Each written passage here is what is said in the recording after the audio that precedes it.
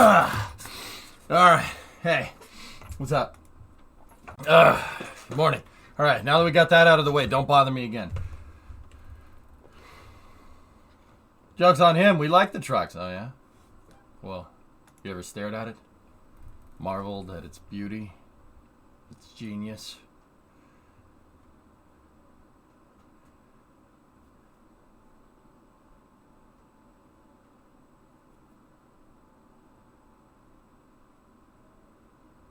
Dang it, there's a test on this. Guess I start better paying attention. I don't think you need to. Engineering accountability. Don't do something dumb. There you go. Next time you think you're going to do something dumb, hey, I might do this. This might be dumb. Just don't do it.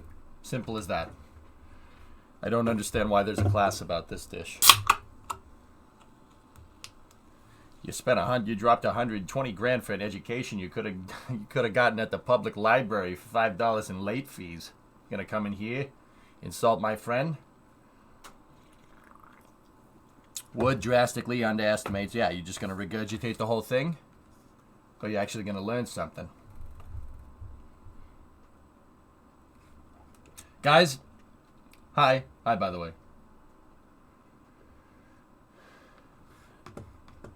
It might kill people since I'm working on aircraft. It's strange to me that people need to be reminded of that. Hi, can we see it? Can we see what?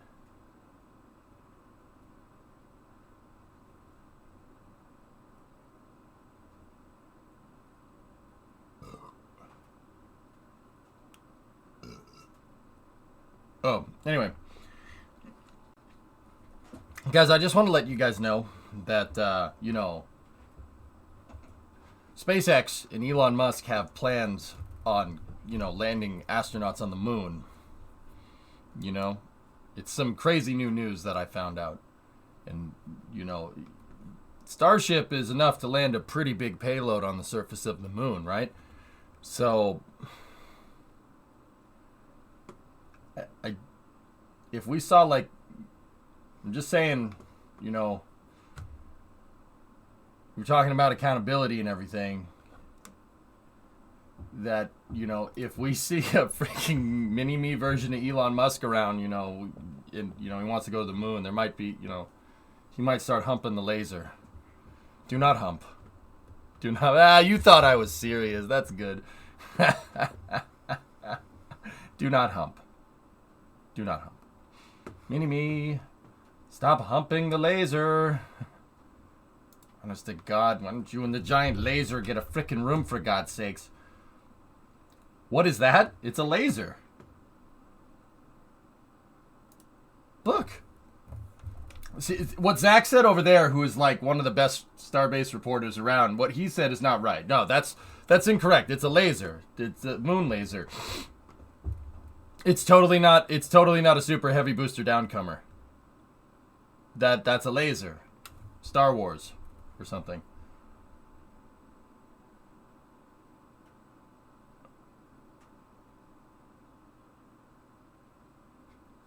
Dude, okay, side note, that's pretty freaking sweet. Yeah. Dude, you know what? I was reading about this. I see this, and maybe someone can help me out with this.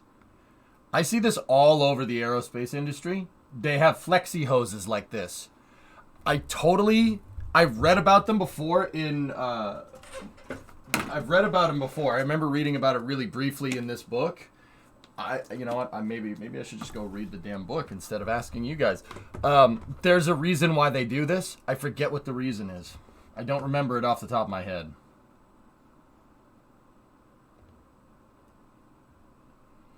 No, it's the laser. It's the Alan Parsons project. You can, but the method is unethical, apparently. Dish Geeson is here. Link it. Link it. What is the second book you like besides RPE? Meant to write it down the other day. You can tell. I have it in my hand here. You can tell this book was written by engineers because it doesn't have a crazy title. The title is quite literally Modern Engineering for Design of Liquid Propellant Rocket Engines by Dieter Husel and David Huang. Yeah, this book is the Brobel. You understand? It's the Brobel. It is the Brobel. You want to learn about rockets? Propulsion? This is the book.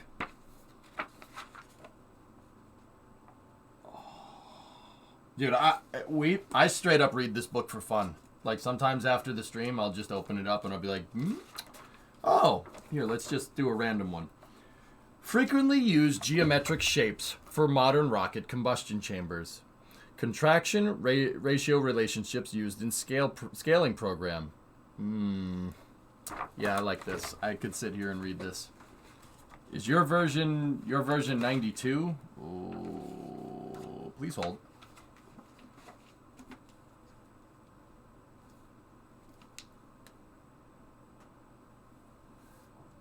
Progress in Aeronautics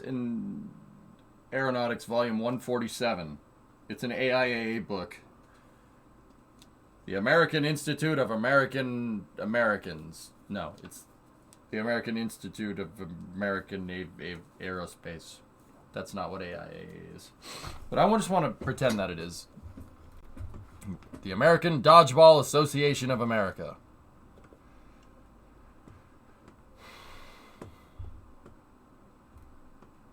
Does it have pictures? Oh, yeah. Yeah. No, the pictures are the best part, dude. Here.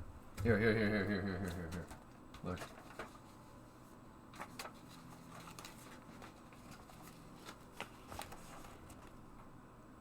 That shows the family tree of the shuttle engine. Pretty cool, huh? I don't know why it's chroming out. It's definitely not green. But whatever. Yeah, this book is amazing, by the way. This is in the intro chapter. My light's flickering. Hold on. Hey. This is in the intro chapter that talks to you about rocket schematics and stuff. They have schematics for turbopumps and stuff. This is how I figure out how the propulsion works. Listen, Tranquility Base here. The Eagle has landed. Goose on toast. Oh, boy. When it shrinks due to thermals, if it can't stretch enough, it'll snap like a rubber band. Do you remember that starship where there was a bang, it expelled some tiles?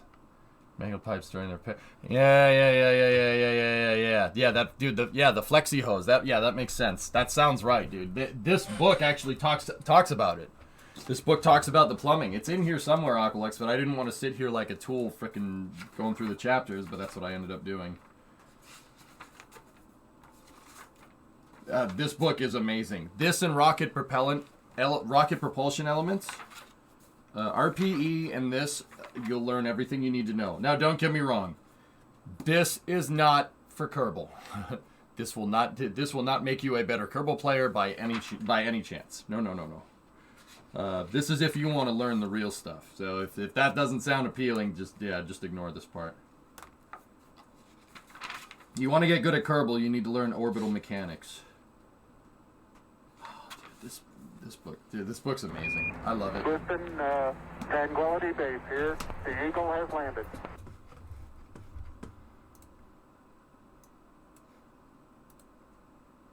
Goose on toast. Toast on goose. I'm not that other guy. Oh, man. Now that light's flickering like crazy. Whatever. I'm sure it's fine. Goose on Toast linked this.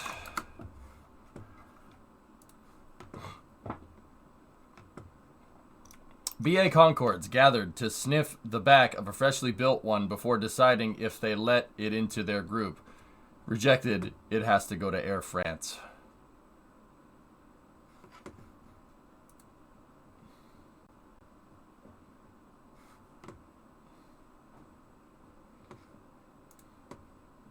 Makes sense to me.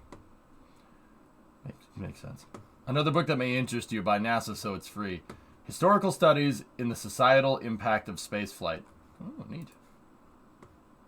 Oh, the other one that you want is Systems Engineering. Let me get it real quick. Give me 1 second.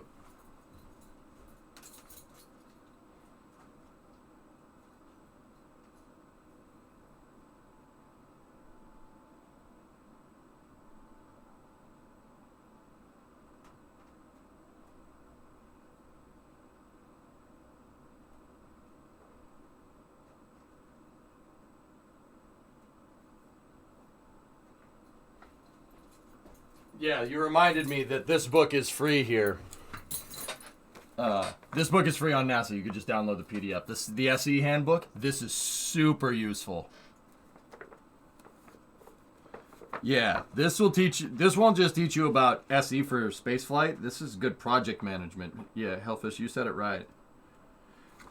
When NASA talks about all their weird acronyms and stuff, like, oh, the PDA is connected to the DIC, is connected to the FUC, you know, it's like, yeah, somebody picked up on it.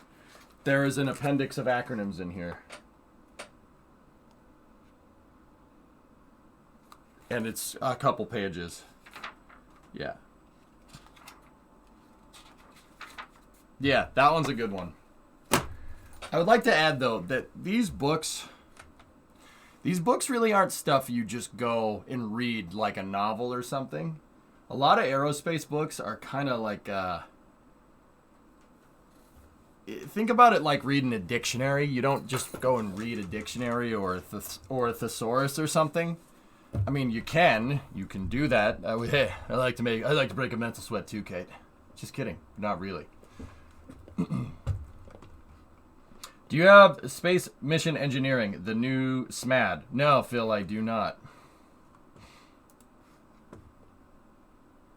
Yeah, that's the other thing, dudes. Okay, so this might just be me, but I can't just sit here and read this book back to front. I usually don't do that. At least with systems engineering, I don't do this. I reference sections. Like, the shuttle operations manual... there was a point where I read through that whole thing, and I'll be honest with you, I read through it so long ago, I really don't remember what... I don't really understand what anything meant. But when we referenced it the other day for the robotic arm, I knew what everything did. You know what I mean? And that's just from picking information out of these books over time. You have your C and C++ Bible that I used pre-search engine, so I'm assuming these are similar style books. Yeah, it's like when you're trying to figure out a way to code something, you got to go look. You got to go looking. Nowadays you can just do it with a Google search, I guess, but I like having... Dudes, I was like... I don't know about you. I mean, you said before there was a search engine and stuff, right? Like, I was at the very end of the teach people via books way, and like right at the beginning of like the internet in school a lot. You know what I'm saying?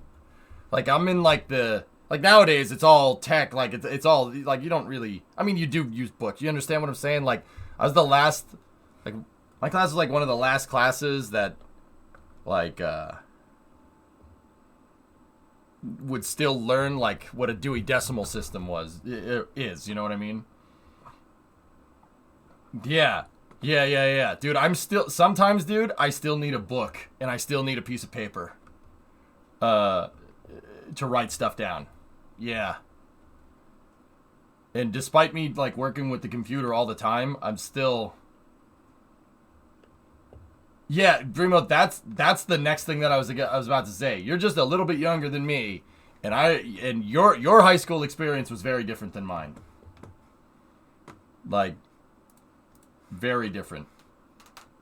We've talked about it before.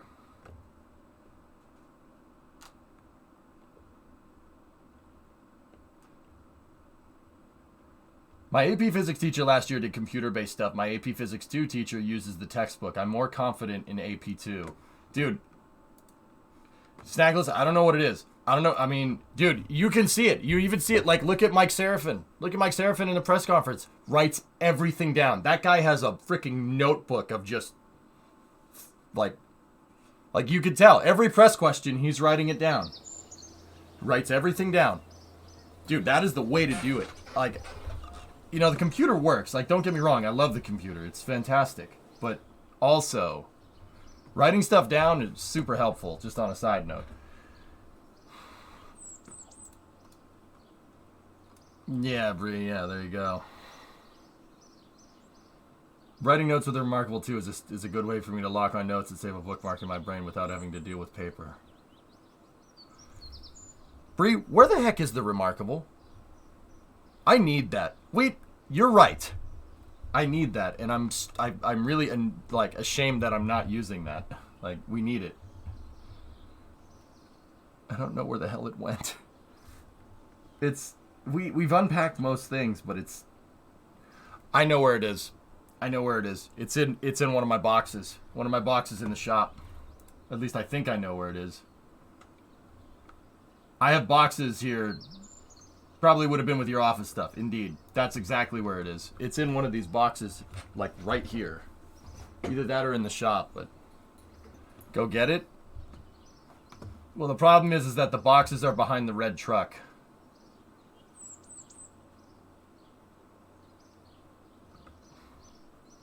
Hey, Cammy. No. No.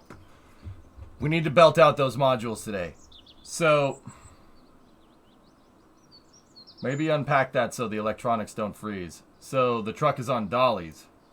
Freb is. The 97 is not.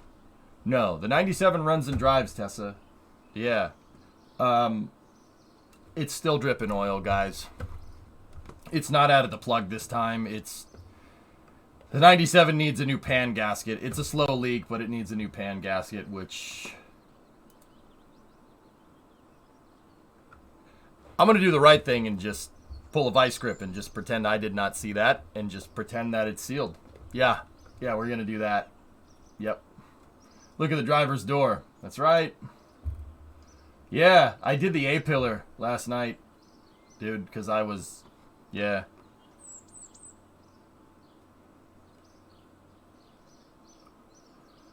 Well, leaking, at least you knew. Yeah, we'll use the helicopter mentality, Tessa. If it's leaking, you know oil is in there. If it if it doesn't leak, then that means there's no oil in it. It's just a helicopter mentality. Yeah, see, I did the A-pillar up there, dude.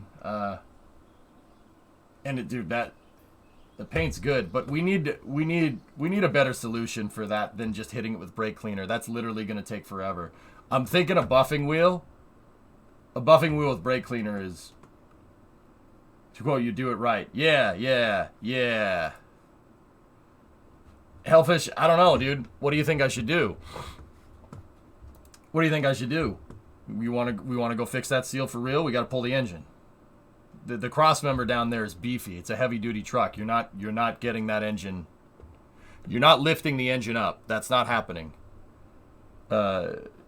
I don't want to take that truck apart. I really don't. I've taken apart vehicles in the past.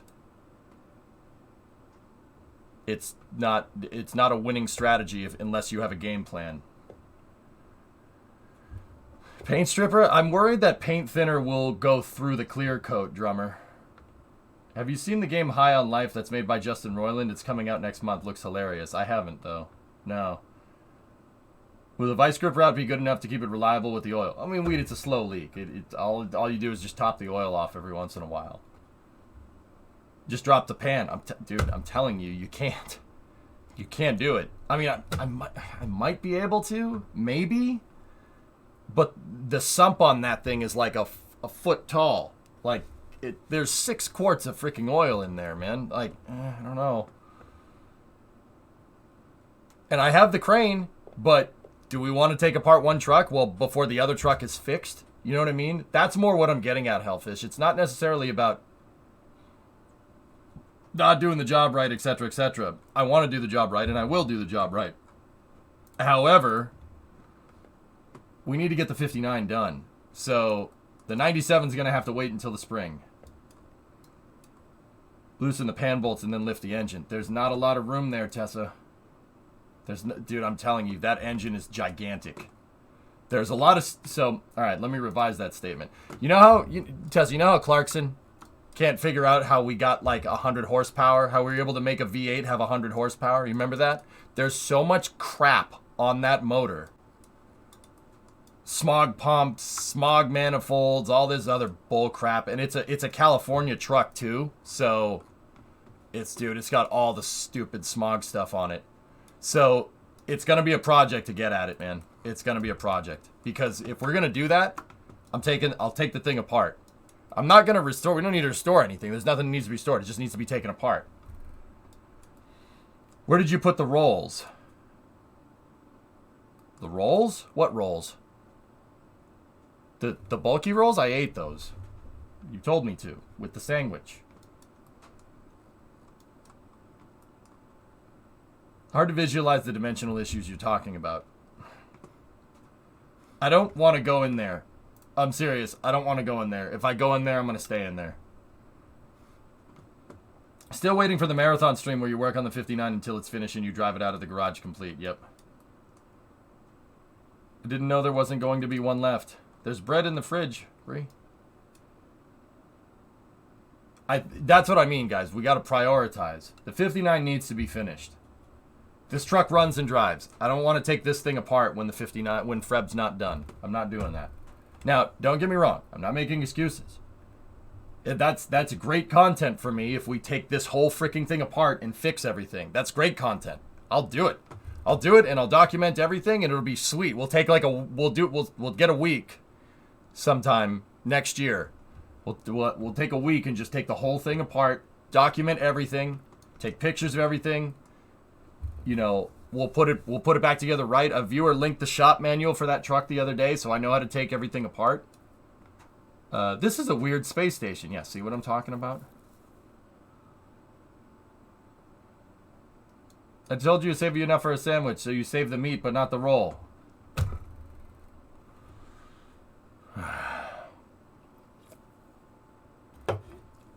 You said save me enough pork. You said nothing about a sandwich.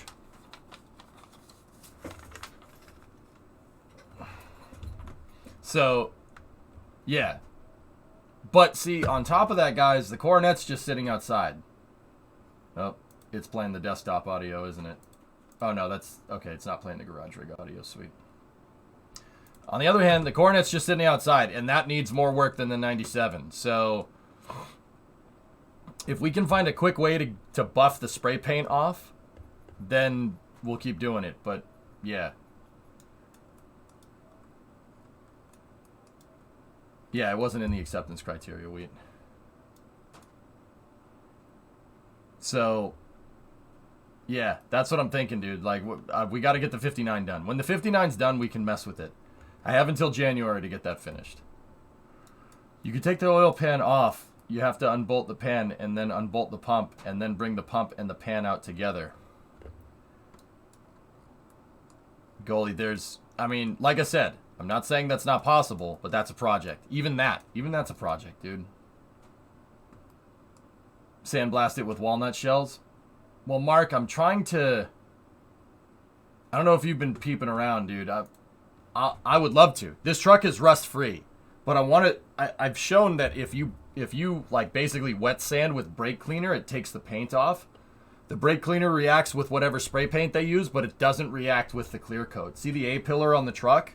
I buffed it yesterday on stream, and there is, dude, it is, like, you can see the peel on the clear coat. I don't think there's anything else that I could do to get that result. Unless, you know, if we sandblasted it with the shells, it'll take the clear right off. You know? I want to get this truck back to Fleet White. It's not Fleet White. Fleet White is Chevy. It's Oxford White. It would be about a 7-hour job if you don't run into complications. Golly, I'm telling you, man. The frame on that truck is absurd. I'll see if I can get a picture of it. The cross member up there is the beefiest cross member I've ever seen. There. Look. That's what's cradling the freaking engine. There's not, like, look at how thick that's a thick boy cross member, dude. Look at the rivets. That's thick, dude. I know, just looked at the cross, man. It's a tough job, dude. Tough job on that one. I mean, it is a chonky boy. That's thick boy steel.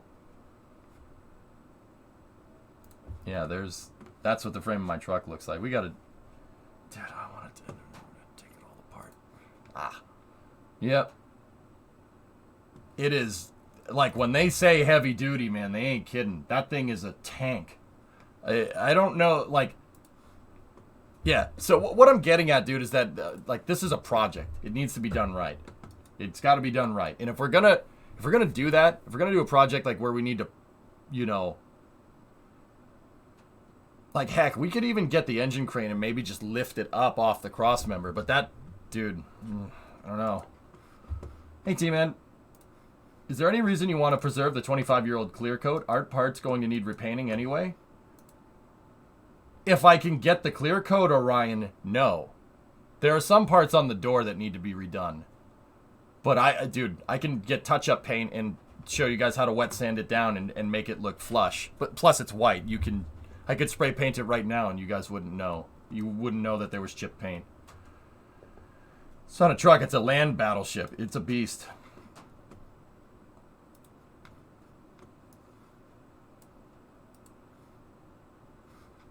We got the live onboards, that's cool. Alright, Hellfish, what was your last? It'll be a pain, but it can be done in the truck. Concerning paint, consider baking soda blasting. Yeah, that's what Mark was saying, something like that too. Okay. Okay.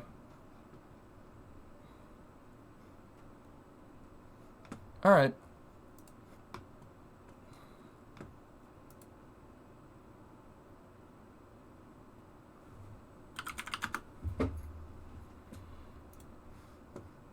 I think you should still try WD-40. Well, we'll have to do that when I get back. Brake clean takes it off perfect, but it's just slow and tedious. Dude, I'm thinking, like, get a buffing wheel and... Dude, a buffing wheel and buffing compound might do it. It might do it. It might take the paint off. But, I mean, we're going to ruin that freaking polishing disc. I don't know where my buffing wheel is. I got to go find it. Anyway. Alright, so, screw that. Buffing wheel and baking soda? You think so, Mark? Alright.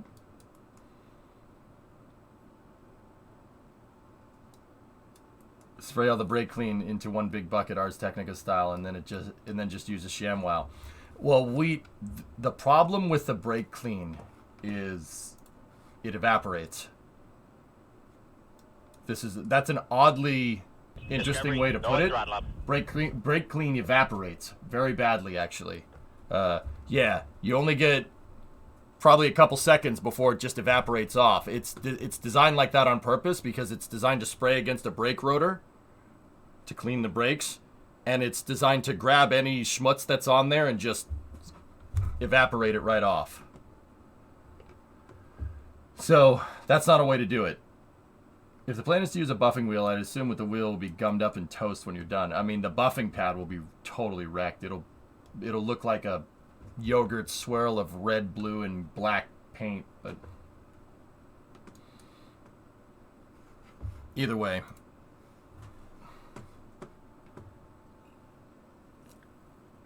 Brake clean, isn't that also known as starter fluid? Tessa, it's funny you mention that because if you look right behind my head, I had the starter fluid left over there from when I was trying to start the Coronet. Oh, it absolutely works too. Ether takes the paint off really well, actually. Yeah, I had starter fluid there. It definitely works. Definitely works. Buffing with a wheel and a wire brush attached, problem solved. If we want to get down to bare metal, yeah. I'm not trying to clean barnacles off my truck, Chief. Jeez.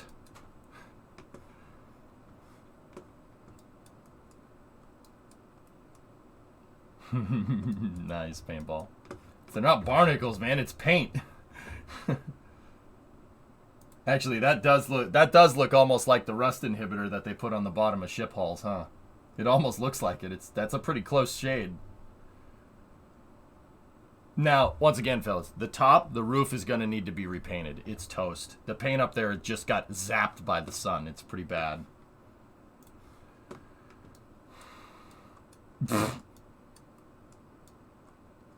Nice, Dan. Especially with the Battleship Gray roof. Maybe that's what they were trying to make it look like. Who knows? Just tell a BMC to remove the paint. Problem solved. Okay. Yeah, Mark, I kind of got to do it on a budget, so I was thinking do it myself. I have a buffing wheel, but I don't know where it is. That seems to be a recurring thing with me. I just moved into this shop. Like, my office is right next to the shop. I'm, like, if the camera could go through the wall, you'd be able to see me. So, I don't know where any of my tools are. I've been slowly finding them as, like, on an on-need basis. And, honestly, I don't know where my funnels are. So, chat. One of my buddies freaking sent me funnels as a joke on stream the other day, and it was a little embarrassing, but hey, whatever. I have the couch illness. I wouldn't want to sleep out here with how cold it got in here the other day. It got down to 50 degrees. Chat hooked you up with all-you-can-eat funnels. Yep. The funnels were funny. His funnels were funny. Shouldn't that ship be vertical? Yeah, Mark, I'm working on it. I work on it in the SPH because the better camera controls. In the VAB, all you can do is this, and then you can go up and down like that. But your camera is always rotating around a central focal point. In the SPH, I can move the camera in close and mess with stuff up close, which is really useful. Yeah, right now my shuttle looks like Buran Energia in the... It looks like the Russian space shuttle, which was horizontally integrated. Yeah, see?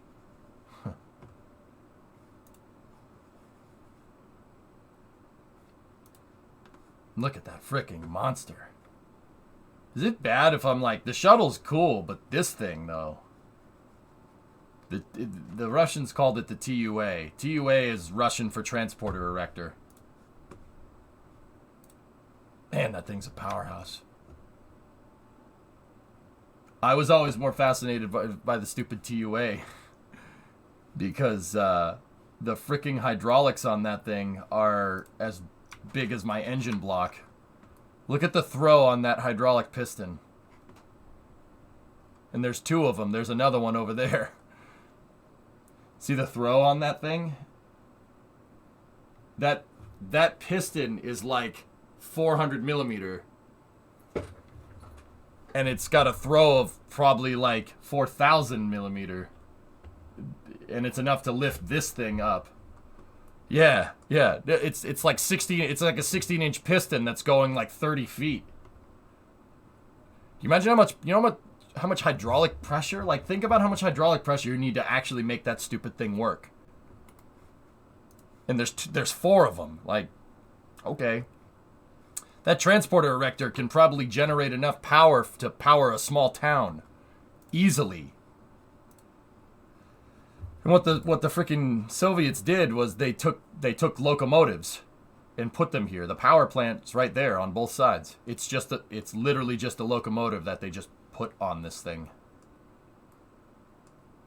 The thing probably generates. I bet you it's up close to a megawatt. Actually, it's probably way more than a megawatt. Actually, sorry, I said the wrong thing. Gigawatt. I'll bet you this thing can generate a ton of power. Can we swap it for the American shuttle? The American shuttle would not be able to stand up sideways like this. It would not be able to do that. T-Man. No. The tank would get crushed by the shuttle. Oh yeah, absolutely. Now, if you took an SLS core stage and then mounted the shuttle on the side, that'd work. Interesting, right? It's meant to go like this, not like this. But anyway. All right. Here. Subject change.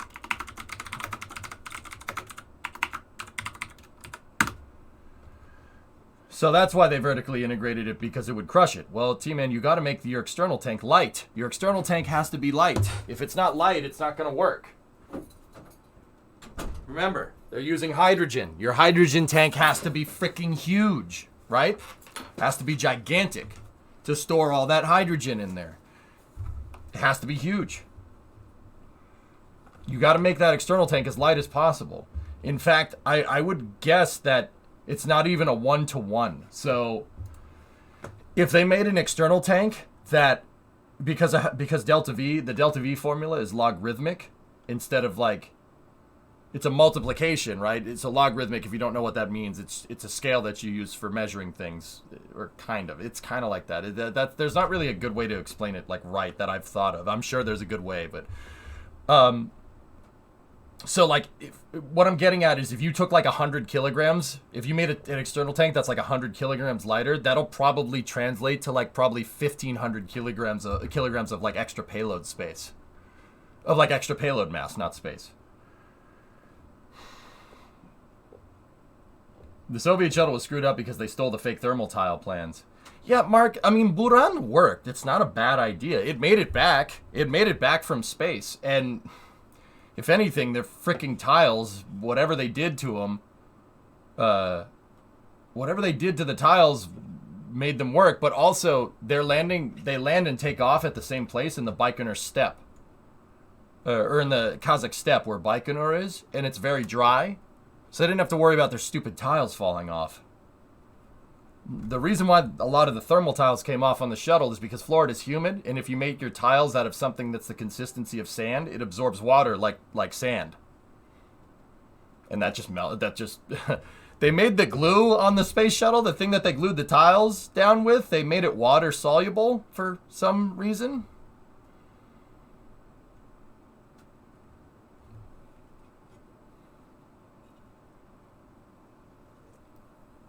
That's why they stopped painting the main tank on the U.S. shuttle. Yeah, that was one of the reasons. Yeah, tank was just 800 pounds of extra weight. Oh, yeah. Yeah.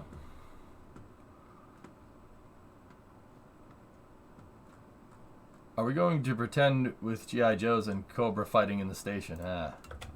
Good reference. No. All right, so we're going to go old school, back to how I used to do things. So, back in the day, I always wanted to make a dual-kill space station. But it turns out at the time, I really had no idea what the heck I was doing. So I just basically docked a bunch of modules together and called it a day. The old school, I called it Crippen Station because I named it after Bob Crippen because he was the pilot on the first shuttle flight.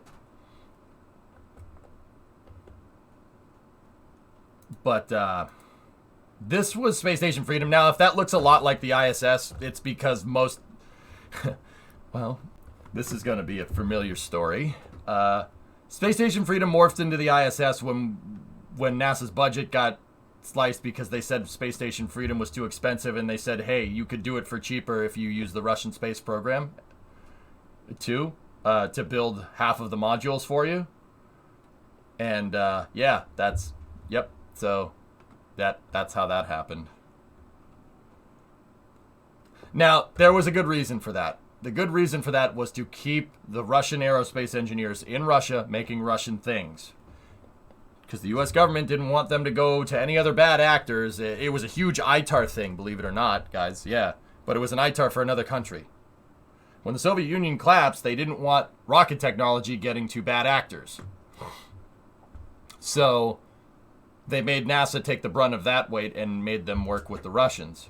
And they also, Atlas V used Russian engines to keep the Russian supply chains for the rocket engines in Russia. Not a bad idea.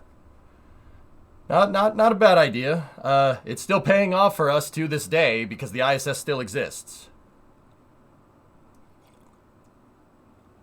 What is the mass and volume capacity in your shuttle payload bay? I'm curious what can fit into a single trip up when building the station. Yeah, we're going to build that now with my shuttle, old school style, Sneaky. So, is it going to fold? Yes, I don't want my space station to jingle. I want it to fold. Got him. So, we worked on the payload attachment mechanisms yesterday, and we literally pulled a payload that was being held together by Kraken Tech in the payload bay up with the shuttle. It ended up blowing up my external tank. I'm not sure exactly why that happened. If I had to guess, we may have snap docked in the middle of flight, but I'm not sure why or how that happened. Yeah, I undocked the payload on the launch pad. 9 tons of payload, Sneaky. I undocked it and had it sit in there with KRAKEN tech. Or hybrid tech, I should say. Well, actually, it was a separate vehicle, so it was KRAKEN tech. And my pins actually worked. Now, what didn't work is ejecting the vehicle. I'm not sure why that... I tried to eject the payload and it didn't do it. So, we gotta go in here. These should all be set to disable vessel collision.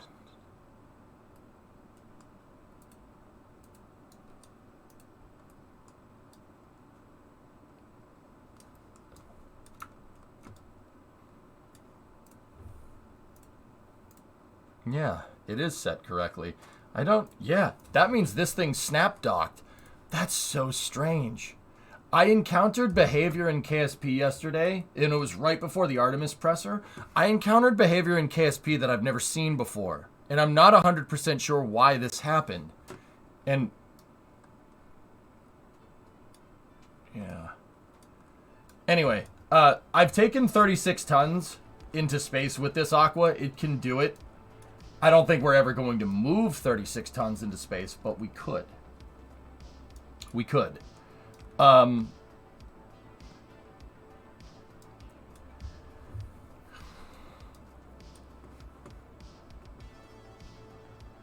Hey, Matt, thanks for the bits. You've never seen an ET clipping and swinging inside columns before? How much you want to bet I could throw an ET over those mountains? Yeah. I wasn't even talking about that, J-Speed, even though that did happen. What I'm talking about, the behavior was very strange. I don't think it warrants looking into it anymore because I'm not going to fly a payload into space unladen. Or not unladen, that's not really... Unladen swallows. I'm not going to fly a payload into space undocked. That's just silly. I showed I could land with a payload in the payload bay undocked.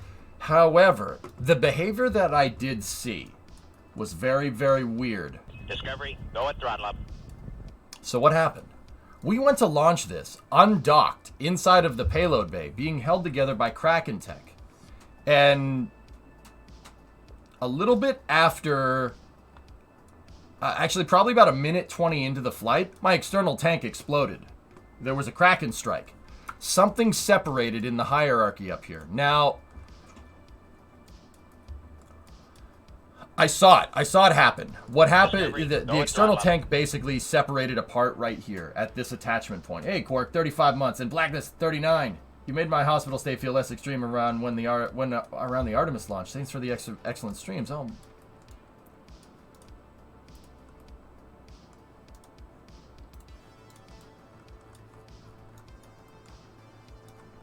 Mav, don't pay Rice too much mind, dude. He does that from time to time. Rice, chillax, man. Come on. We're at 808 parts, Sun Temple, but a lot of them are physicsless parts, dude. So it doesn't bog. I found that I've been finding lately, because of all the things that we do with hybrid tech, that physicsless parts don't lag the game too much. It's still pretty smooth going up into space. It's not stuttering too much. Now, don't get me wrong, we're in yellow simulation. And the orbiter with its crazy thermal protection system is a lot of parts. That's a lot of not physicsless parts, but it's okay. I don't care. If it's a lag fest, it's a lag fest. I want my shuttle to look good.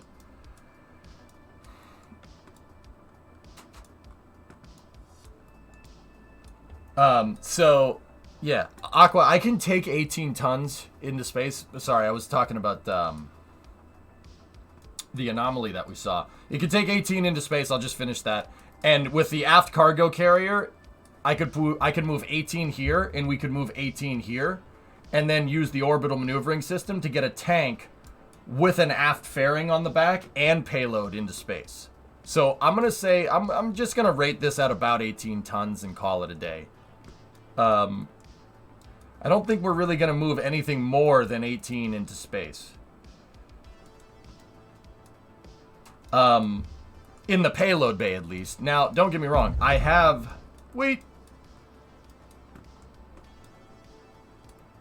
Now, don't get me wrong. I have another thing that you could do that I made it so we could attach. It's called the shuttle aft carrier, and you were already talking about it.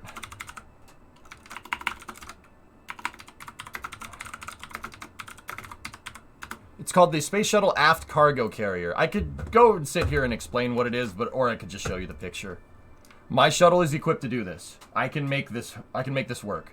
The idea behind this, Aqua, is that if the shuttle wanted to take the external tank and bring it all the way into space, it could. Not a lot of people know that. The shuttle could hit main engine cutoff and then use the ohms thrusters to push the tank up into a stable orbit. It absolutely can do it. Could do it. That reminds me, I swear having a slight fairing out open aft fairing as an engine bell shroud helps with stabilizing my rocket first stages.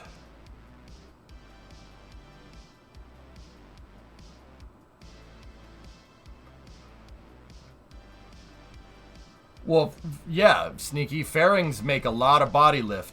And the body lift is kind of calculated on the shape. But yeah, absolutely. They make a ton of body lift. Yeah, they make a lot of lift. It really screws with your center of pressure. Could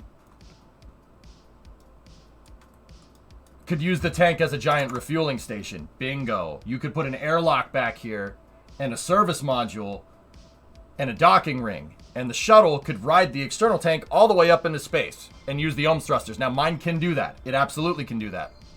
I took the external tank, Aqua, into space with 36 tons in the payload bay. I got the whole thing up into space. Now, don't get me wrong. That's getting at the upper limitations for this thing. But 36 tons, like you said, is nothing to slouch at. It's actually pretty damn good.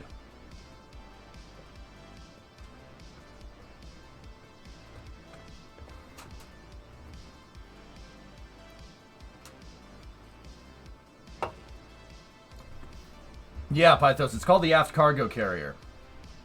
Yeah, it's basically an 8.4 meter fairing on the back here.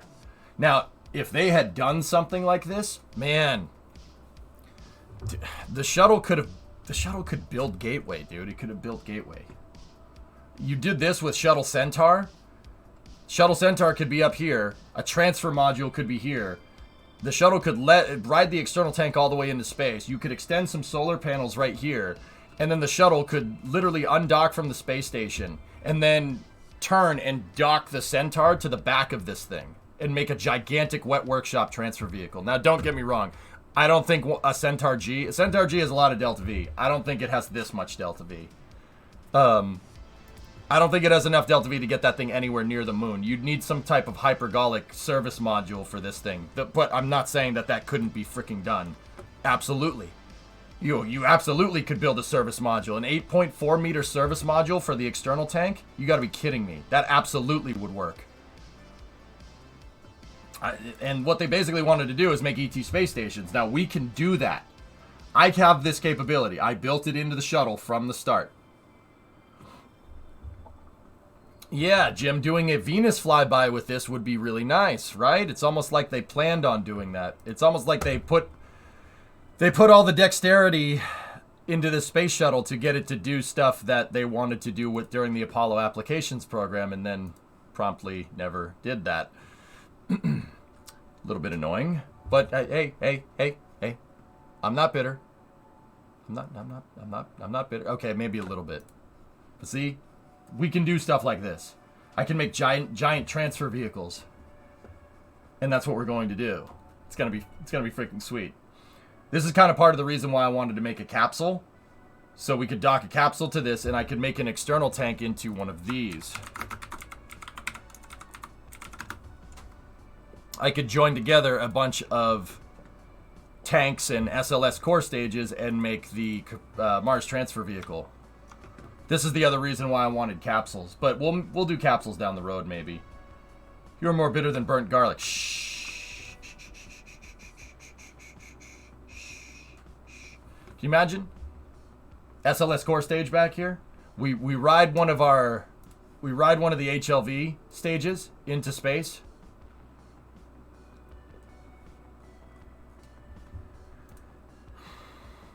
We use the Block 1 heavy launch vehicle variant, which is my SDLV, shuttle-derived launch vehicle.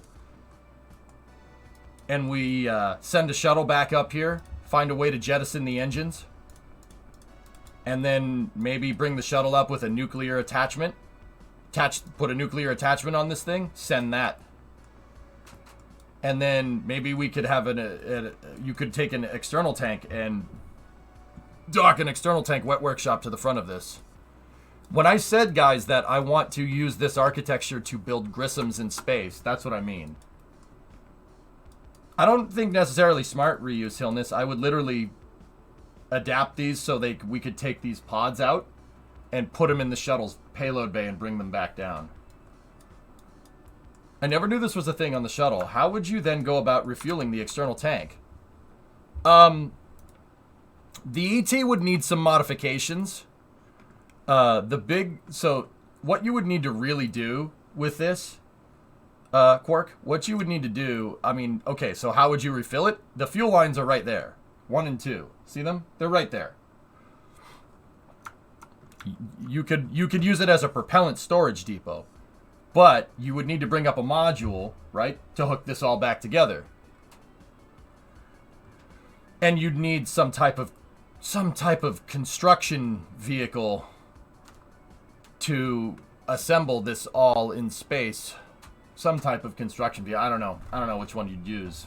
Maybe that one in the top right, that would do it. It's almost like it has an arm that you could do stuff with. So they would have to put some type of docking module on the side here to fill the tanks up. Or, now, what you're seeing here is not necessarily a transfer vehicle. NASA said it could, like the papers I've read, if I'm remembering correctly, the papers that I've read said that you would use these as propellant storage depots, and then you could use like Centaur G. Centaur G could send something out to the moon, right? And then it could come back, circularize back around Earth, and then it could dock back here, right? It'll dock back with the tank, and then the shuttle could refuel. You'd have a shuttle that could bring up either another Centaur. I think that's how they planned on doing it. You could have a shuttle bring up another Centaur, or the shuttle just bring up a little hydrogen fuel tank in the payload bay, and the shuttle could pick it up and dock it to this. So the shuttle would dock here, like it does to the ISS, with the payload bay facing this way, and the rudder down here, and it could just pick that tank off and attach it to the refueling module right there. It's freaking genius, dude. Like, I don't know why we didn't do this. Well, I do, because they got cold feet after Challenger, but that's what happened. They got cold feet.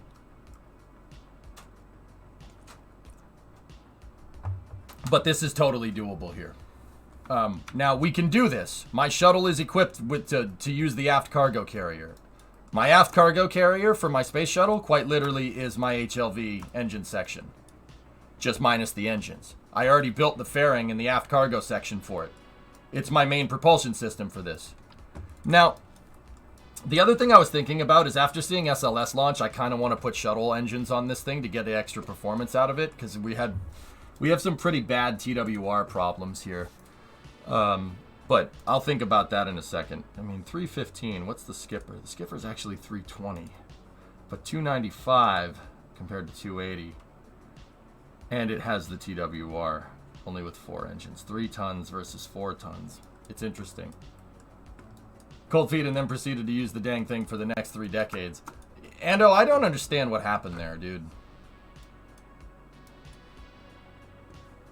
Now, I'll be honest, it reeks of incompetence. It reeks of incompetence. However, I'm not gonna sit here and say that it reeks of incompetence, dude.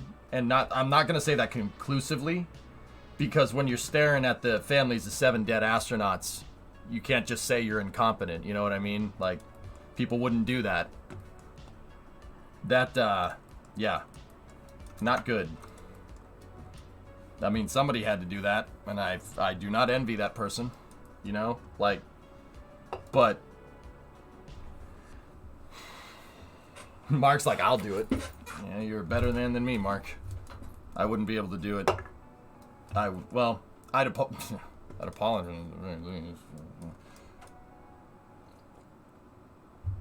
I think, yeah, I think that, you know, NASA got a little too big for its britches, and they listened to the DoD too much.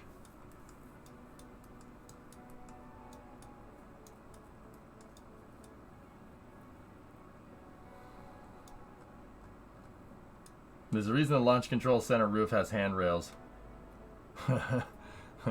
Nice.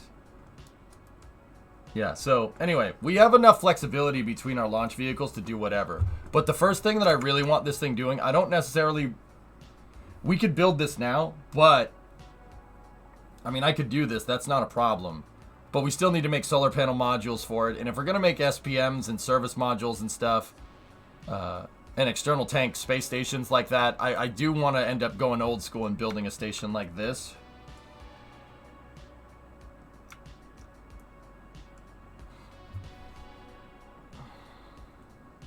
That's terrible, Lippy. I don't want to talk about that. But yeah, it sucks, man. It sucks. Like, if anything, I was, you know, like, I was thinking about this the other day. If anything, like,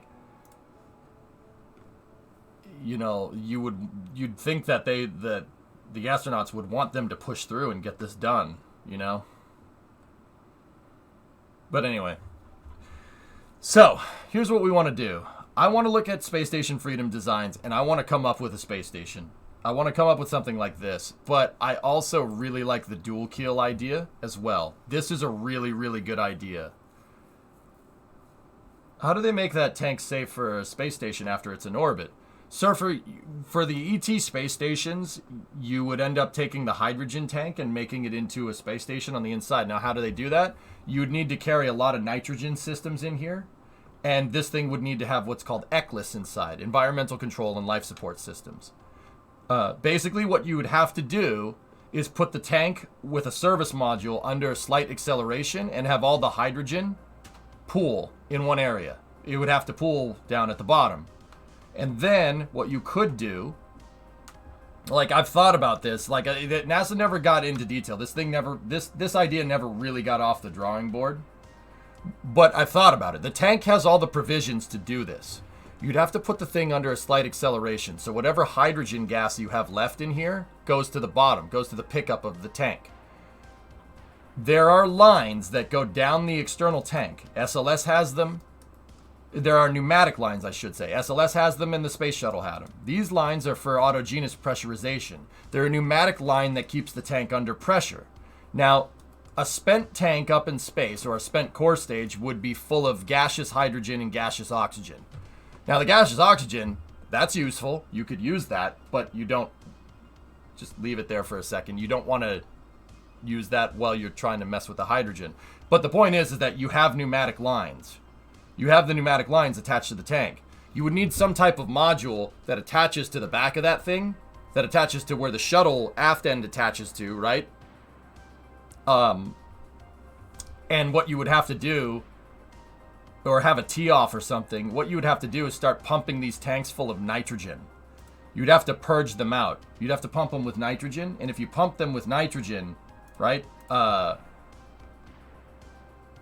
while you're under an acceleration, a slight acceleration, just with the RCS, just a slight acceleration, all the hydrogen's going to pool at the bottom.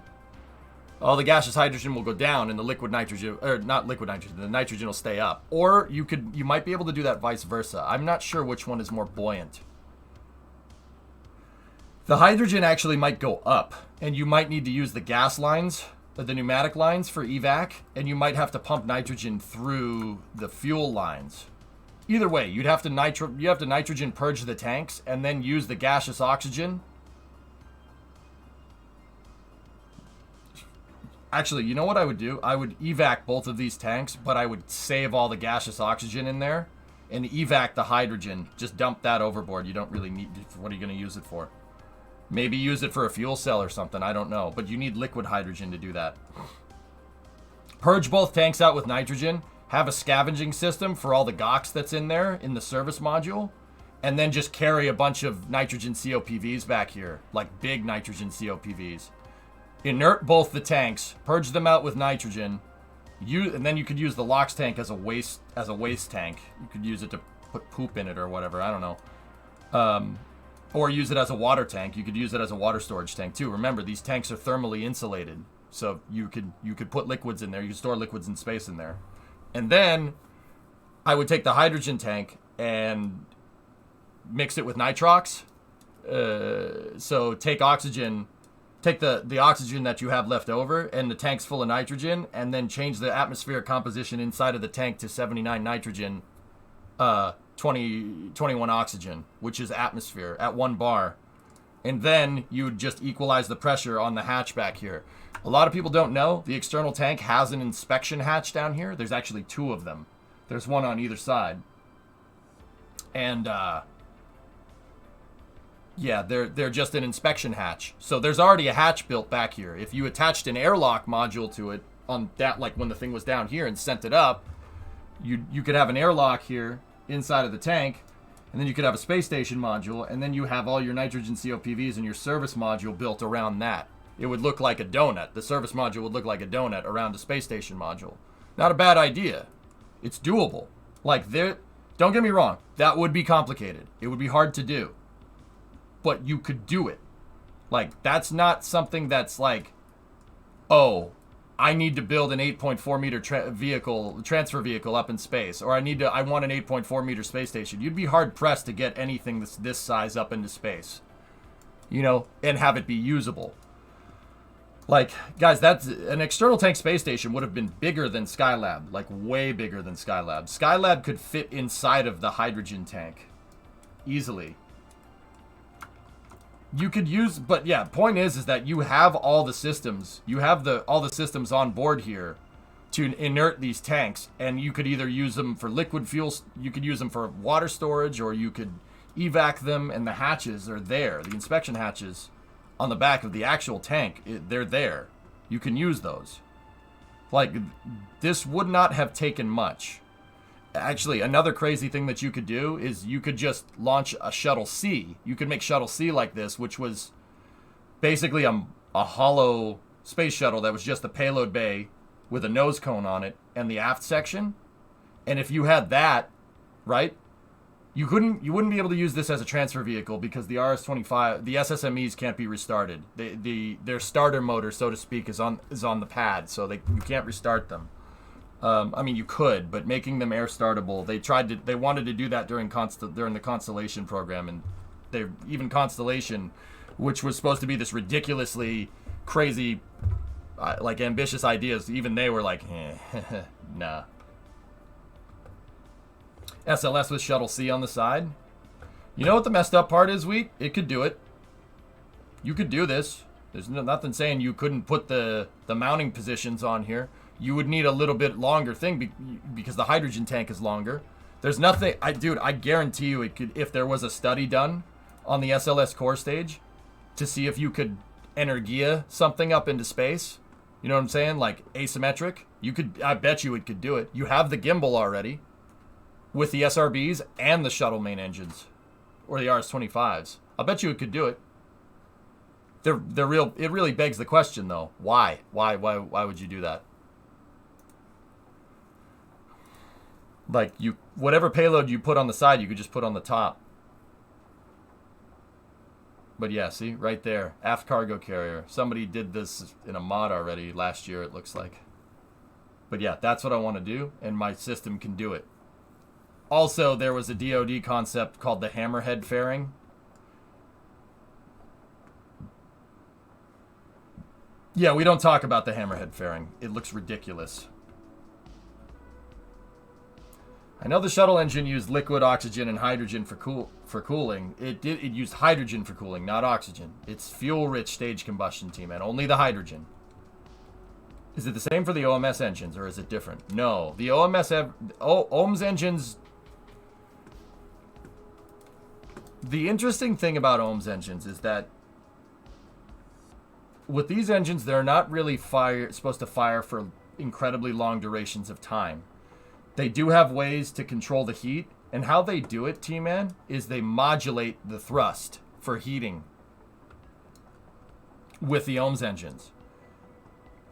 They modulate thrust. So the RCS, like if you're in KSP and you hit H, and you hold down the RCS and it doesn't really do that.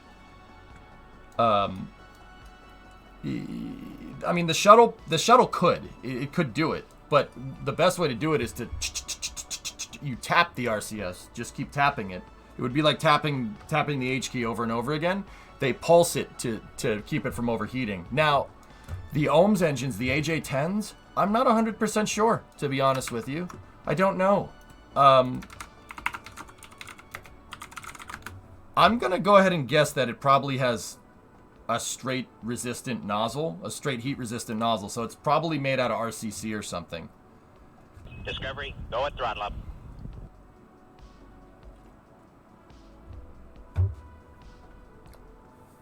Because I know that the AJ10 they don't modulate thrust on this. It just runs. Because the upper stage for Delta 2 is a AJ10 motor. Seriously. Yeah. When they were making Delta 2, they looked at this thing and said, hey, that's a really good upper stage. And they literally made it into an upper stage. It's not the same thing. Don't get me wrong. It's not a service module. They looked at the engine and said that could make a really good small sat upper stage engine, and that's what they did. They made a new fuel tank and a new adapter for it and a new PAF. But yeah, that's the Delta K upper stage. It's got an AJ10 in it. It has very similar Delta V to the service module, believe it or not. Hey, Famous, how you doing? I'm doing all right. I really want to get these station modules done today, and this is me kind of collecting information in my head to figure out exactly what I want. I like doing these Q&As to start off the stream, dudes. It really helps me get kind of dialed in. Yeah, AJ10s are not big motors. Yeah, they're not big. I mean, look at the dude standing next to it. That's not a big rocket engine, and that has a FOD cover on it. How much TWR did the CSM have with the LEM? Oh, it's, dude, overkill. Overkill. So the AJ10 137. The 137 is the Apollo service module. The 137 makes, look at that, 100 kilonewtons of thrust, dude. That's nuts. For contrast, dude, the shuttle engines make 26. 100 kilonewtons of thrust from a service module is absurd. That is an absurd amount of thrust. Think about that, dude. That's like, well, the Wolfhound engine, which is definitely supposed to be that. I mean, that would be like using a Wolfhound with 375 kilonewtons of thrust on your service module. It's a little bit overkill. But the thing about the Wolfhound engine is that you have 380 specific impulse. You'd never get that specific impulse from hypergulls. 380 is like almost physically impossible from hypergulls, from what I understand. How much TWR does that come out to? To do the math, dude. How much does the Apollo capsule in the service module? What's its weight? What's its mass? For a lunar service module and Apollo capsule, it's 28 tons. So 63,000 pounds. So 28.8 tons. Round that to 29 because it's easy, right? And then the LEM. Actually, 28 tons.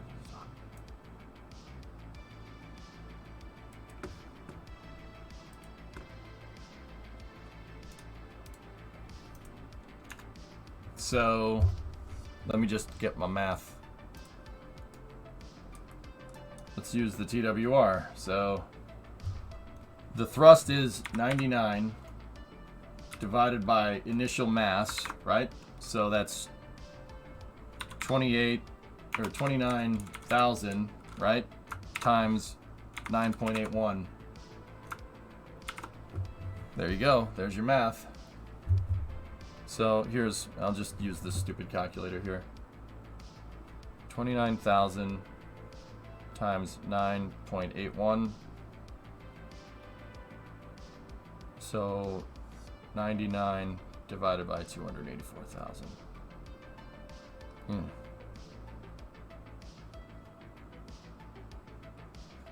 Yeah, that's not. Maybe this doesn't have scientific on it. Carry the two. I gotta... Where's my damn graphing calculator? Anyway. That's the equation right there. I mean... I think that comes out to 0.3 TWR, but I don't think that calculator is right. It was saying 0.00034, so... That's probably not correct.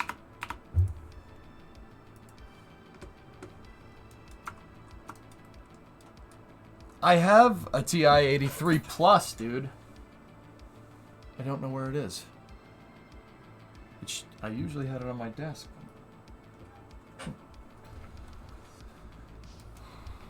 Would going for main sales instead of skippers help anything? Oh, on my Loopy, we're not talking chat.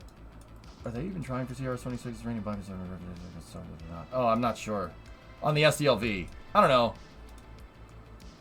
I'm not sure. Either way. So, yeah. I mean, it's a lot of TWR. You'd have to do... like, now that I'm, like, thinking about doing math on stream instead of just doing it, my brain goes, ha. So, let's just get back to what we were doing. I gotta get that station figured out. So, I have this module here, and this module is basically my mark for how, like, my size for the modules. So what I'm gonna do is I'm gonna take this. This will give me my payload bay sizing specifications. My shuttle payload bay can take 2.5 meter. If we want to bring a bigger module, we can use the shuttle derived launch vehicle. XL says 0.000348. Yeah, but it doesn't have 0.00348. I think that's 0.34 TWR.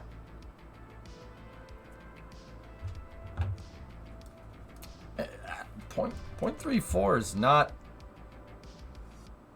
That's not too bad, man. That's really not bad at all.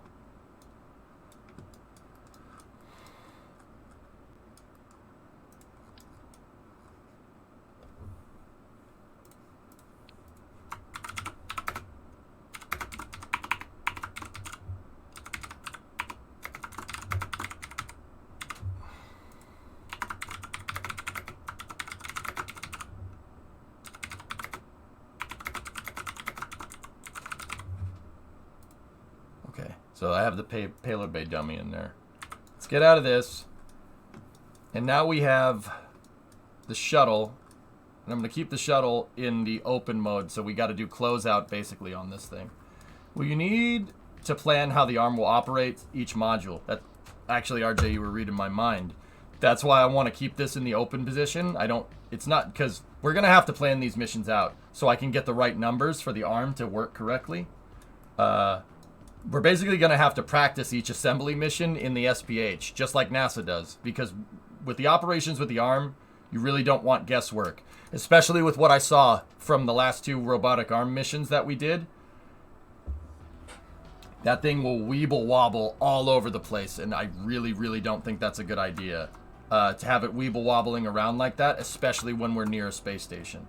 Hey, Alexis, what's going on?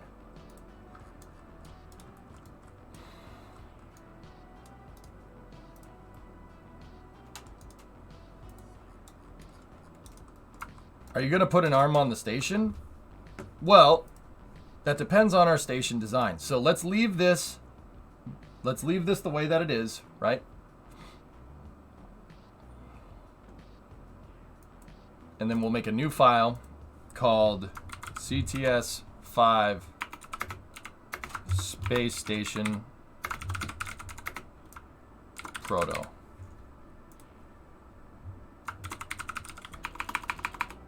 Scuttle.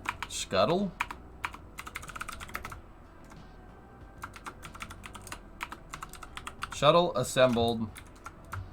Let's just say CTS5 assembled space station design. November 22nd.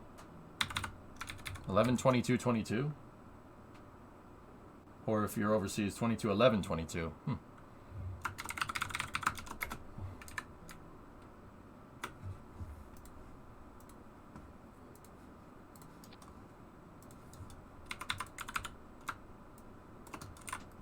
Alright, so the first thing I'll do is bring the payload bay dummy in here. You killed my dummy. And this is our sizing requirements for the station. Now, we need to figure out a way. There's some things we need to take into account here. Actually, you know what? I'll attach that to the front and we'll build the space station off the back of this. There's some things we need to take into account here. The shuttle docking ring. I didn't think about this, but we can design that today too. I'm going to go into full design mode here, guys. I want this... we need to get this done. Because when I get back, we're only going to have basically 2 months. 2 months to do all the stuff that I want to do in KSP. So that means we need to get to stepping fast. Hey, Canadian, 26 months. Are you still working toward a degree? I bought a house instead. And have fiance now. And getting married next year. So it's a priority. It's just a little bit of a lower priority nowadays. But it's still something that I really want. I still love doing engineering and love teaching engineering and love learning new stuff about rockets and math and science pretty much every day. That has not changed. I know it's been a while, dude. You kind of famous. It took me a second but yeah, you were like, hey, and I'm like, who is this guy? I don't remember. But yeah, I remember having that conversation with you in like 2015. It took a second to dust off the cobwebs. I think unless there was another having famous, you know, or somebody with a name that's really similar to you. Understood. I graduated in the spring, but your knowledge is still very impressive. Thanks, man. You just motivate all of us to get a degree. Hey, that's good too. Hey, whatever. If I can help people get off the crap heap, man, I've been there. I've been there, dude. It's scary. I was there in 2008, 2009. Well, actually late 2009. Coming off the recession, graduating college right into the recession. I literally graduated like the day, not to the day, but I graduated in August of 2008 from school, and the economy went, you know? And going from doing all this crazy cool stuff with computers to bagging groceries at a mom and pop store after college, and the place that I worked at before college is really, really annoying. That really screwed with me a lot. So it's part of the reason why I do what I do here, RJ. I've been there. I've been there. I know what it's like to... I wouldn't say hit rock bottom, dude. I don't think I ever got close to rock bottom, but definitely I got a good slap across the face from life, dude. Oh, yeah, Hammer, it's still on my priorities list, guys. Don't you worry. But, yeah. I've been there. I know what it's like to be on the crap heap. It's not fun. It's really, really not fun. So, I feel and I feel for people that are there, and I empathize with people like that. Because I've been through some pretty hard times, man. Like, don't get me wrong, my life hasn't been too bad. I mean, you guys are pretty damn good to me. And this is what I mean. Whenever I say you guys are too good to me, I didn't deserve that. I absolutely mean it. For the college fund. Thanks, man.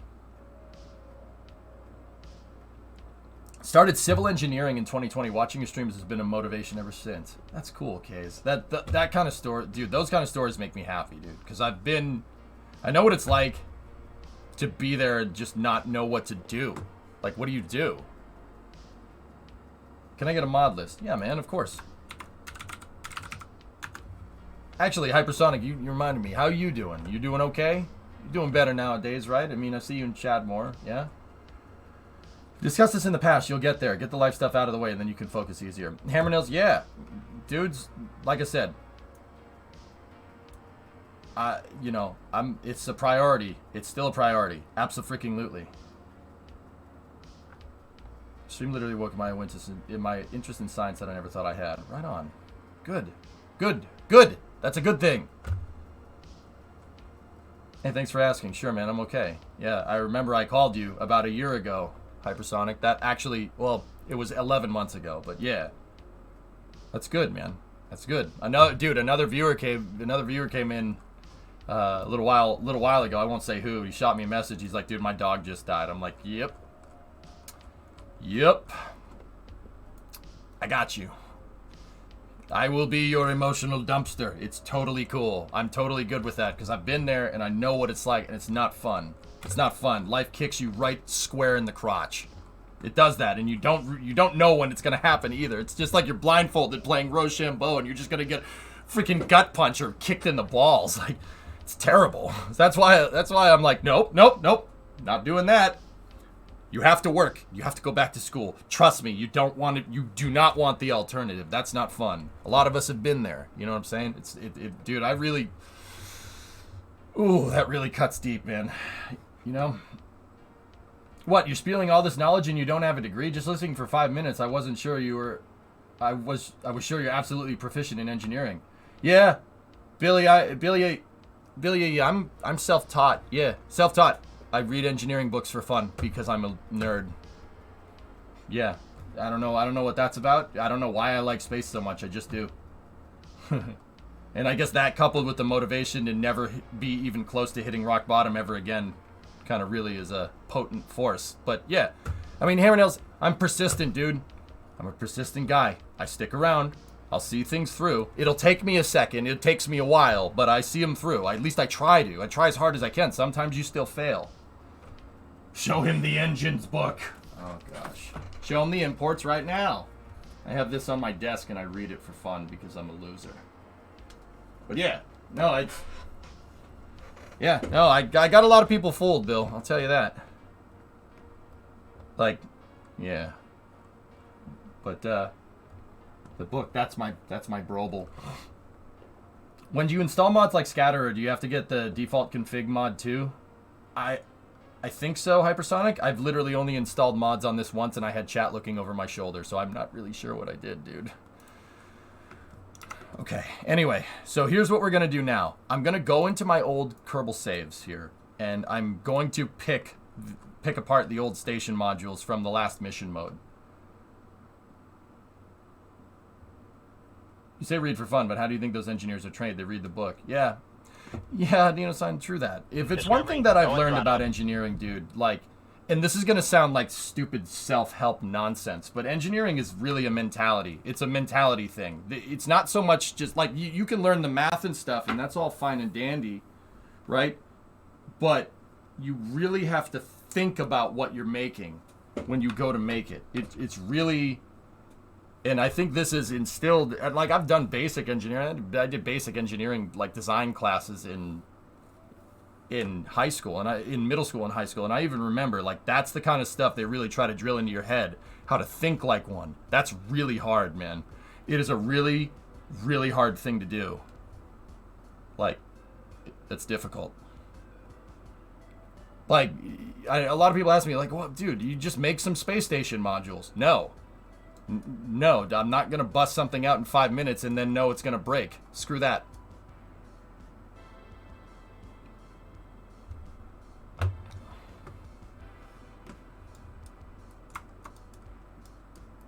Yeah, exactly, Rizik. Yeah, that's what I've really tried to learn the most, dude.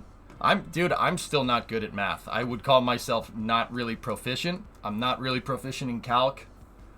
Don't get me wrong, I could learn it. There's nothing stopping me, like, except time, right? Like, WD, imagine being a professor and EJ is your student. That professor would be kept on his toes.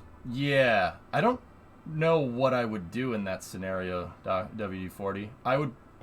Believe it or not, I would probably shut up and listen. But I would find ways to challenge myself and probably the professor too. Yeah, you're probably right. Oh, dude, I would be that guy, wouldn't I? Yeah, can you give me more homework? I would be that guy. Oh, no. Oh, no. Oh, no. Now I never want to go back to school. No! Dude, oh, no. I hated that kid. I hated those kids in high school. Yeah, I'm not being challenged enough. Can you give us more homework, please? No! No, gosh, I'm at... Dude, that just set off some weird thoughts up here. Like, oh, have I actually become that person? How did I become this person? I despised these people in high school.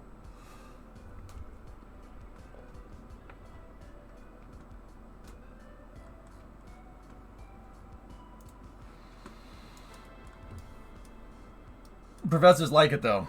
Other students hate it. Your loss, yeah. Yeah, it was my loss, Confucius. Yeah, you're not kidding. Actually, you know what, WD? That I'll be honest, and everybody else, if I was gonna do that, Here's what I would do, and this is a good bit of advice, I think, for any college student or even high school. When you can dick around in middle school, it's not really that big of a deal. You can dick around freshman and sophomore year in high school, that's not that big of a deal either. But once you start getting up to junior and senior year of high school, that's when you really, really, really have to put foot to tail. I mean, it'd be better to learn how to do that earlier. You really have to put foot to tail. That's the stuff that you really, really, really want to learn, especially if you're going to get into STEM, the higher level high school stuff. And then when you get into college, that's when you really need to put foot to tail. You're not there to party, you know what I'm saying? Look, I sound like a freaking old man. Remember, high school is all fine and dandy, but you need that to get into a good college. And if you're going to get into a good college, you're paying for it. You're paying for that damn education. You're paying for it. You get your money's worth. You're going to buy a video game, you're going to get your money's worth, right? Game that you want to buy, you're going to play it till the end, right? You're going to play the trash out of it. Like I played the trash out of Kerbal. I probably would still be doing that even if I didn't stream. I'd say I got my money's worth with Kerbal. Remember, you're paying. You're not paying there to party with people. You can do that not going to college. You know what I'm saying? Get the most out of that money that you're spending.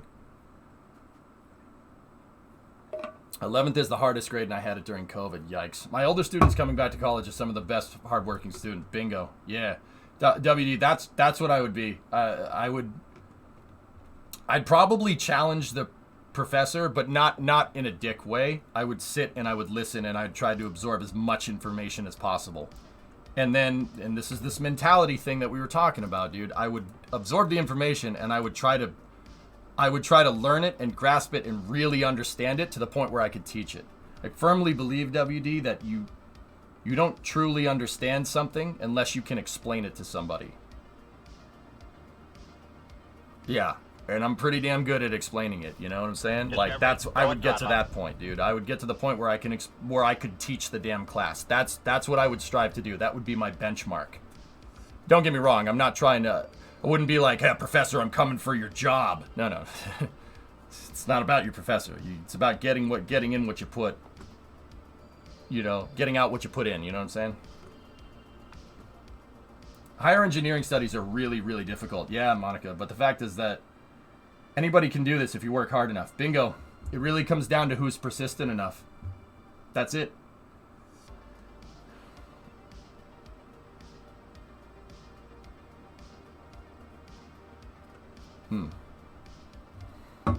That's a little strange, Aqualux. You'd be loving your capstone. Yeah. The other thing that's kind of toying on my mind, dude, is that if I did go back to school, guys,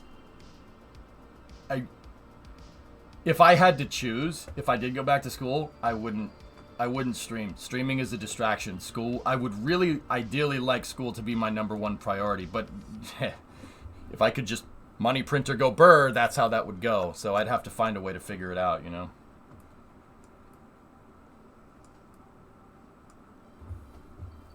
But yeah, man.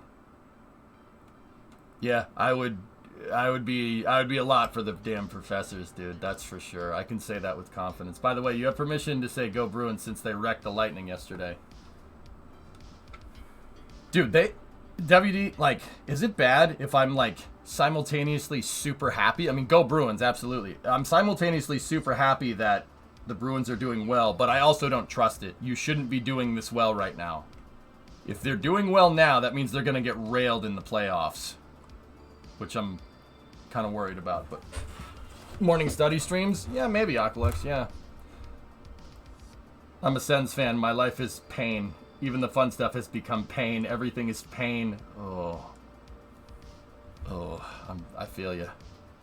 But King, I'm sitting over here going, I don't trust this at all. You guys are too good. They literally, like, look, I know, yeah, suffering from success over here. They literally thrash every team that they play. Brimo and I, we stopped the stream and went over and hung with the neighbors. They thrashed the Flyers, and then they thrashed the Hurricanes, and then they thrashed the Lightning. Yesterday, like, Like, it's not even close. They're like 4-1, 5-1, 6-1. I'm like, how the heck is, like, what's going on here? I don't trust this for a second. You guys are gonna choke in the playoffs. Like, what's going on? I think you've done more than your fair share for growing the space industry. How many viewers have gotten aerospace degrees since they started watching? I have no idea, dude. I lost count. Yeah, exactly, Penta. I don't trust it. Especially, like, seeing the, you know, like, you know, it's a different sport. In baseball, seeing what the Yankees did. They were above 800 all season, and then they got thrashed in the playoffs. I had no distraction for 2 years finishing your degree. It was essential, especially being older and returning with 20-somethings in class. Wife fully supported my decision. I still work 50-plus hours a week to help pay the bills. It was a rough 2 years, but I did it. Yeah, Hammer. Like, we'd have to plan streams around work. Yeah, I'd have to do that way. I'm just happy the Red Wings don't 100% suck. Yeah, spoken like a true Detroit fan. I'm just happy we're not too bad. SBR, how about the Lions? 3 in a row. I don't trust that, dude. I don't trust that for a second. Anyway, let's get back to work, dudes. Enough motivational stuff for now. Let's put our money where our mouth is and actually finish this. So, in my mission mode saves here, mission mode 2, ships, SPH, I should have the modules sitting around here. I just don't know what they're named. I forget the names of all the space station modules that we made. There's my satellites. These are payloads down here. Moon descent stage, new capsule design. Sigma. Oh, I remember. I built these based off of my Sigma capsule.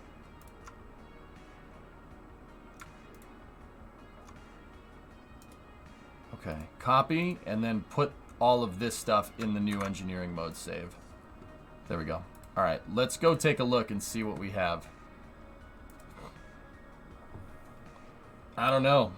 For GTA 5 racing, my goal is to not come in last. It rarely works out.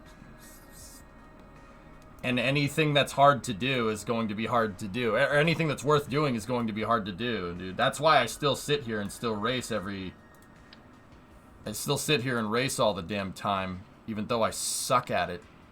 I'll still sit here and, you know, eventually you'll get it, dude. You keep doing something for a long time, you'll eventually figure it out. Like, that's the secret. The secret isn't whether you're smart enough or not, because I take it from somebody that thought I was not smart enough to learn anything about space. Seriously, in high school I was like, oh man, I love space so much, dude. I still loved it and wanted to do it, but I never thought I was smart enough to do it. If you just persevere, just keep going. If you're going through hell, just keep going. I think Patton said that, but yeah. Yeah, never applied, dude. I never applied because I wrote myself off, and that's a whole nother thing, dude. Don't do that. And that's what I mean about hitting rock bottom. Like, not a good thing. Churchill said that? Word. He's a pretty smart dude. Speaking of that, I signed up for a big tournament in December, training harder every day. Good. Sigma reentry vehicle, Sigma capsule design, SM prototype. These were old capsule design that I used. Oh yeah, there's the service module. That was a good service module design, dude.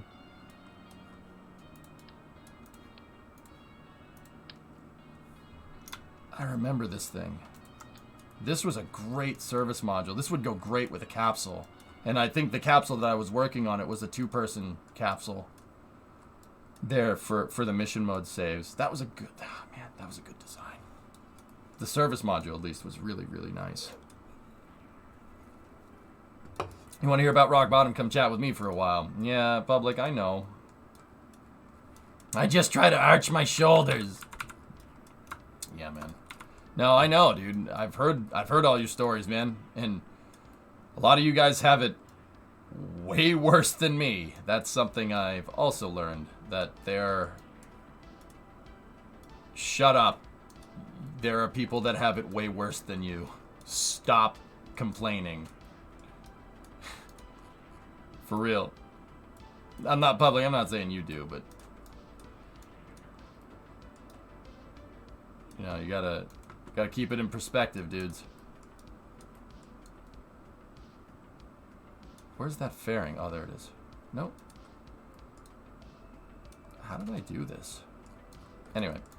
Okay, so I have this. There's the core module here. Now, where's the station module? I have a core node right there that actually is really useful. And once again, we're making these modules. I make them out of fairings, which is pretty cool. And then they have the 1.8 adapter, the 1.8 CBM right there. We might need to go re-engineering some berthing mechanisms here, but I was using basically primitive hybrid tech to hold the station together using same vessel interaction on my docking ports. I enjoy reading books about Stalingrad, your longest family. Yeah, we've talked about that. Puts things into perspective and make you appreciate what you have. Damn right, dude. Yeah, the Liberty modules. That's what it was, Loopy. Thank you. Yeah, the Liberty module. Those are good modules, man. We're using those because they're 1.8. I didn't make them bigger than 2.5, I think, and they fit in the payload bay. They should fit in the payload bay of the shuttle, if I'm remembering correctly. We need to go in here, go into mission mode. Thank you for reminding me. Ships, SPH.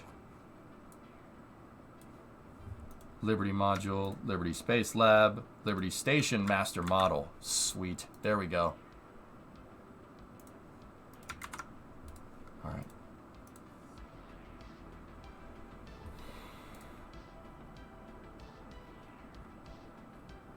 You know you can open crafts from other saves. There's no other saves loaded into this version of KSP, dude. Yeah, I did know that. But yeah, there's no other Sigma Hex node, capsule design. I'm gonna keep that service module. I'll keep these back in here. We can delete stuff like that though. That's just taking up space. You didn't copy over the ones called station prototype either. Yeah. Service module prototype. That's a Sigma re-entry vehicle?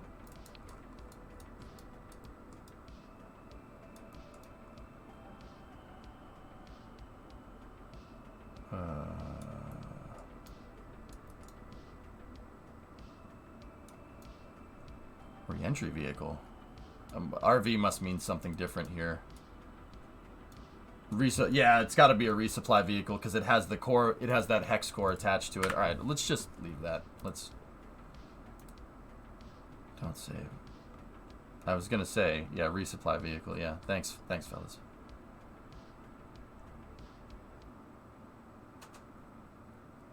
Liberty module Mastercraft. There it is. I don't know why it's sitting on that. I was testing something. Did I leave any notes? Nope. Yeah, see, these modules are good to go. These would be good for a Zarya and a Zvezda style module.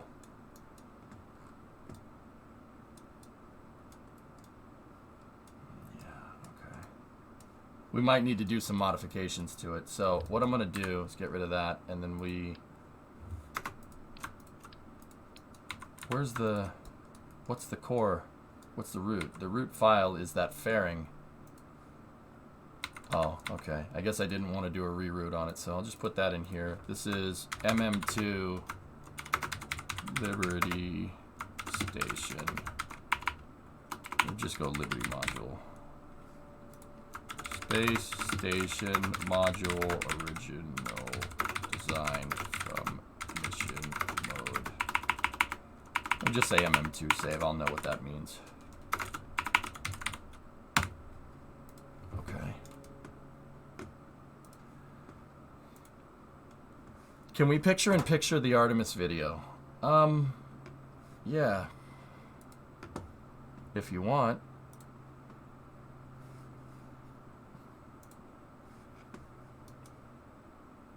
And then that was the Mastercraft file. This is the Space Lab module. Oh.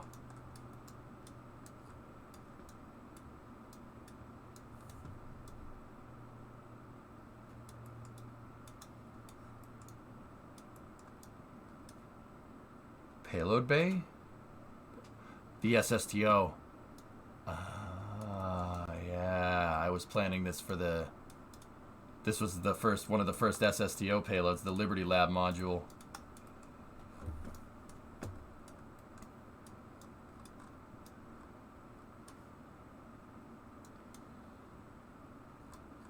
Interesting. Yeah, I was designing a payload adapter for it.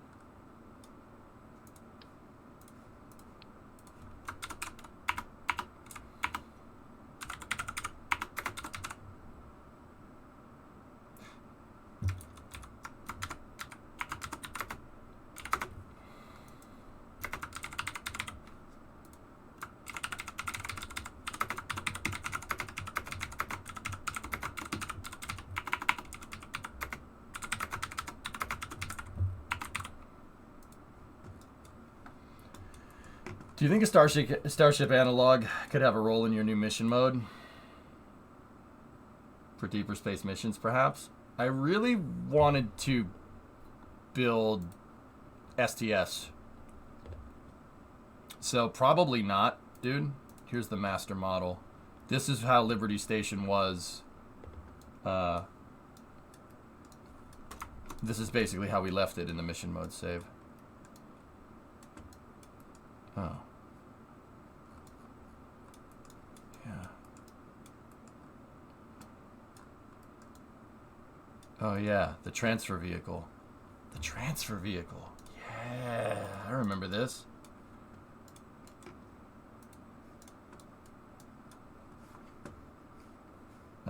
Hang on, I gotta shut this off here for a second. Get the music.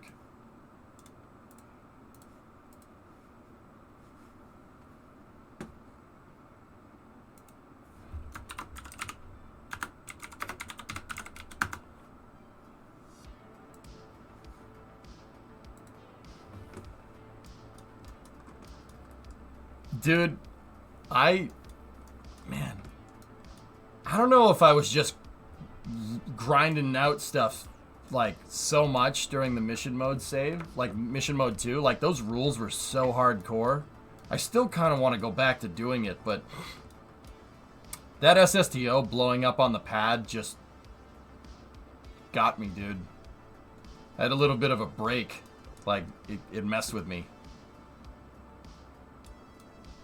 I don't like putting in all that effort and not seeing the fruits of that labor come. You know, we worked so hard on the stupid SSTO and I couldn't get it to work. That really was a slap in the face, and it really screwed with me. But, yeah. Yeah, I hit my limit, dude. Like, that's why I have trouble remembering the names of all this stuff. But god dang, was that saved so good, man. I should have kept going with the Freedom rockets. I think we took a nosedive when I decided to make the SSTO in the first place.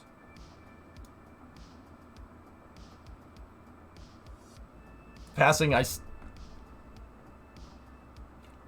unfinished business, man. But then again, so is this save. I have a lot of unfinished business in Kerbal.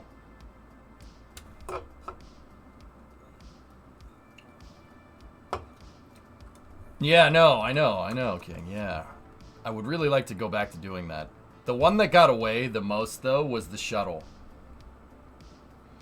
I would really, I still want to do it, but we just don't have the time before KSP 2 comes out. I want to get this stuff done, and I want to play KSP 1 to its fullest. Going to other planets, transfer vehicles, stuff like that. So yeah, we don't have the time. I ran out of time. I should have never stopped playing.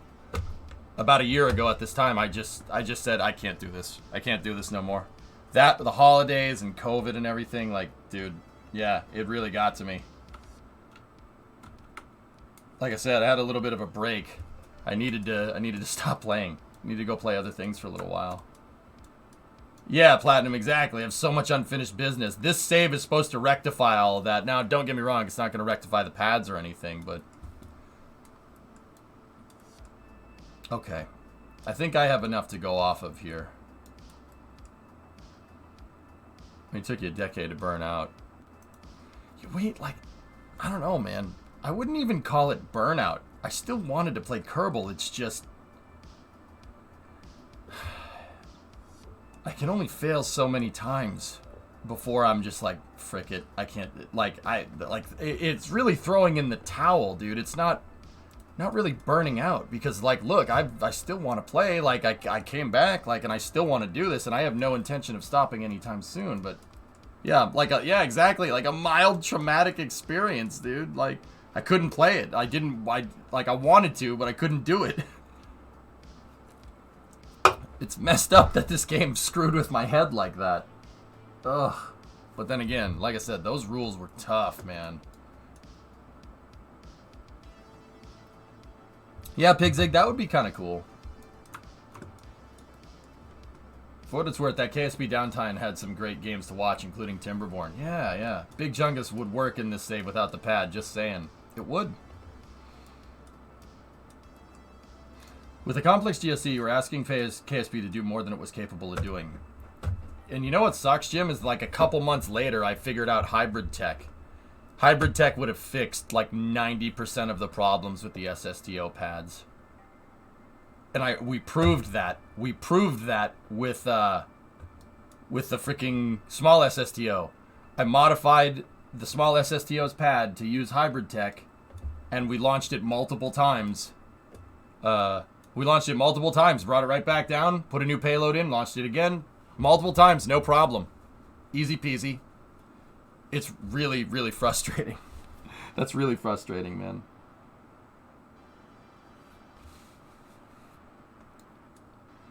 Solution found out a couple months after the SSTO was canceled.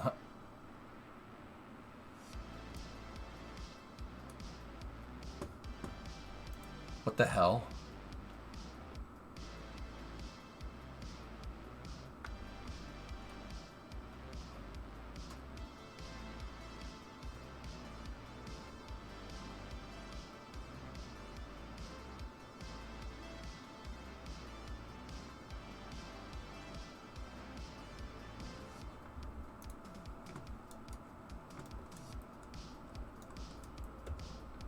And all of it being spurred on by a dart crashing, yeah. That is how that panned out.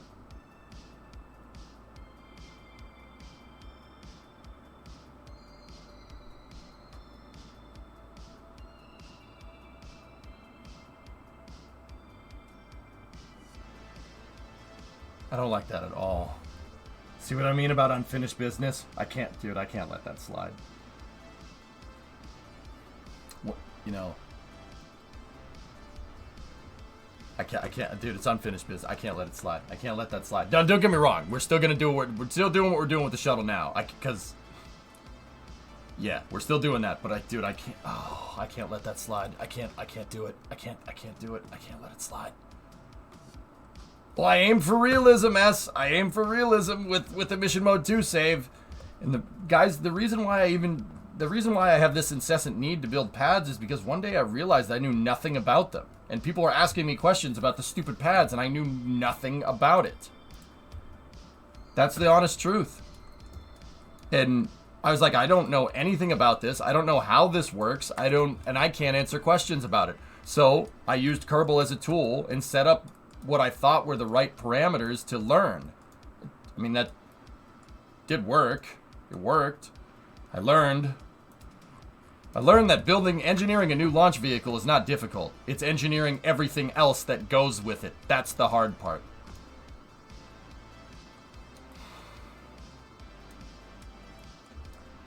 All right. Jeez Louise.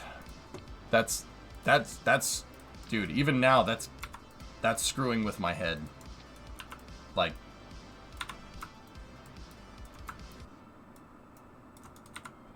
okay, all right, just.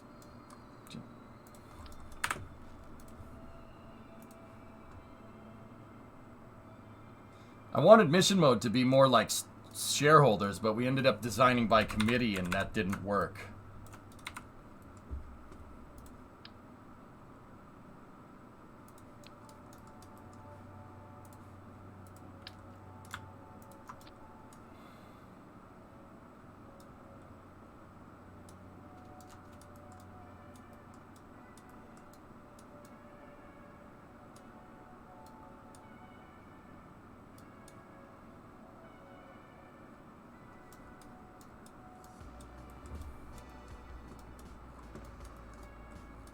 All right, let me get all the modules here.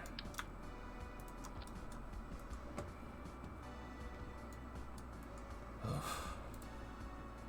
But you know, like, the thing is, dudes, and I'm gonna talk and work now. The thing is that, you know,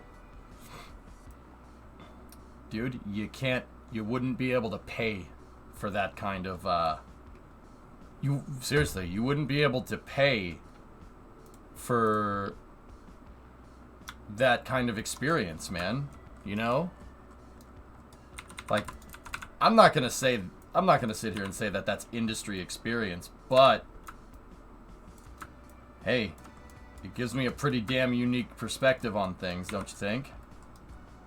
Like, your boy is pretty dang good at wading through the bull crap on things, especially when it comes to things in space flight, you know what I mean? I'm pretty damn good at it.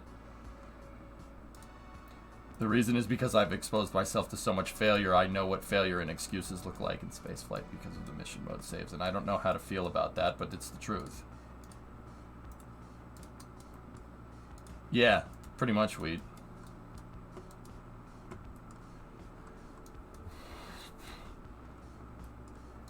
It's up there because they're showing it, dude. Yep.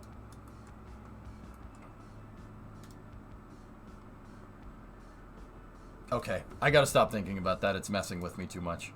Alright, so I have a couple of different modules from a couple of different other saves here. We need to get rid of that, and we need to get rid of that. This seems like I was designing it as a captive module, but I have modules here, and these modules look good. The real question is, do these modules fit? Do they fit together? Does it work? Does it work how I think? Alright, let me take my space shuttle payload bay thingamajigger.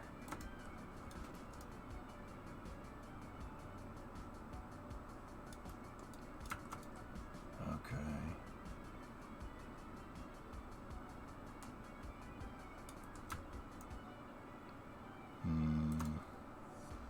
I'm not sure that that's gonna work. The pins.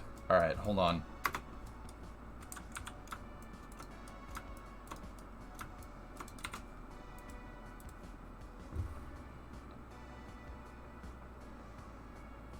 I'm using these for reference. I'll make them from scratch, Aqualux.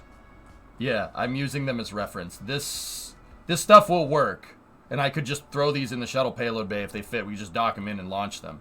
But we need to really design around the robotic arm. These were not designed around the arm.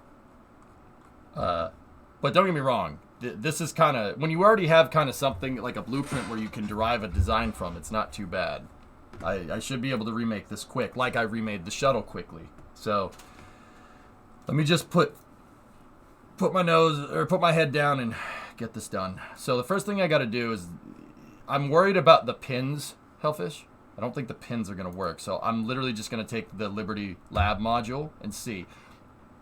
The design that I'm looking for, or the thing that I'm looking for with Liberty Lab is whether that fairing part will fit.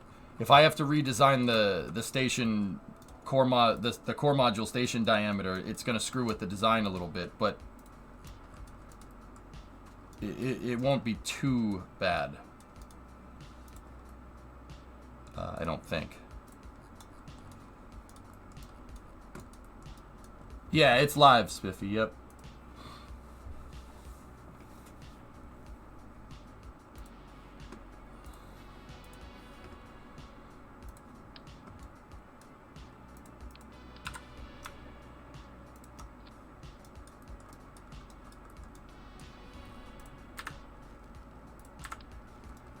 Mm-hmm.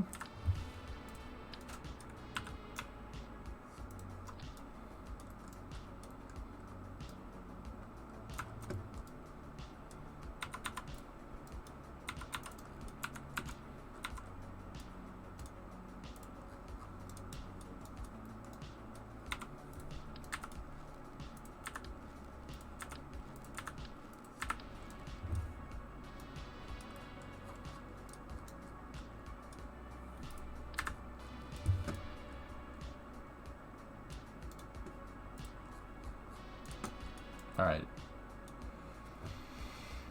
Yeah. Yeah, that's what I was worried about.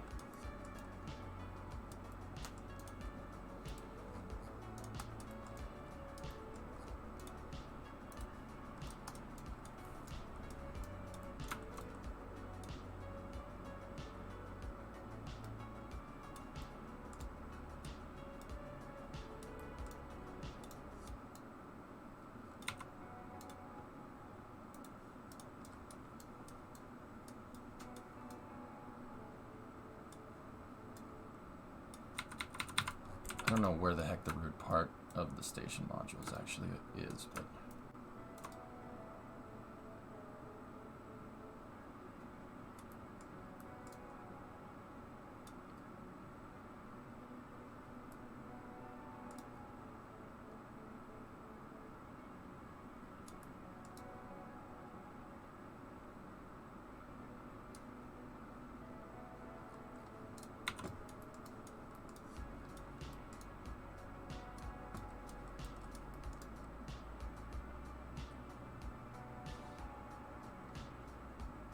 It fits. It fits, guys. Yeah. That's a little bit of clip, but that's okay. That's nobody will notice. It fits. It'll work. The reason why I wanted to know if this core, if that works, dude. The reason why I wanted to know is because this is enough to hold a 2.5 meter module inside of it, like a hitchhiker or a science lab or whatever. See? Because let's be real, some of the outsides of these modules are very old school. They're a little weird looking. I'd prefer a sleek station design like the Space Station Freedom concept. So the pegs will fit. We'll clear the hinges if we put the RCS balls in the right spot. Something like this could be launched into space, no problem. With this shuttle, it's not that big of an issue. Is this even a... Nope. Okay. Yep. It'll work. That diameter will work. It absolutely will. I could even make it just a teeny weeny bit smaller, but it'll do it. So, that's good. Nice, Hellfish. Yeah, passing. Yeah, I mean, we can always do that, but I want the shuttle. Like, maybe we can have the core module of our space station launched on the SDLV, and then the shuttle can rendezvous to it. That would be kind of cool. Okay, that works. And Nova, you said you were working with SRBs. The SRB thrust, getting the thrust curves right is very difficult, man. That's tough to do. Yeah, I had chat help me with that one, to be honest. Kopi, 46-month resub. So how much you think NASA has a secret payload on Orion that they won't stream until after the first moon pass? I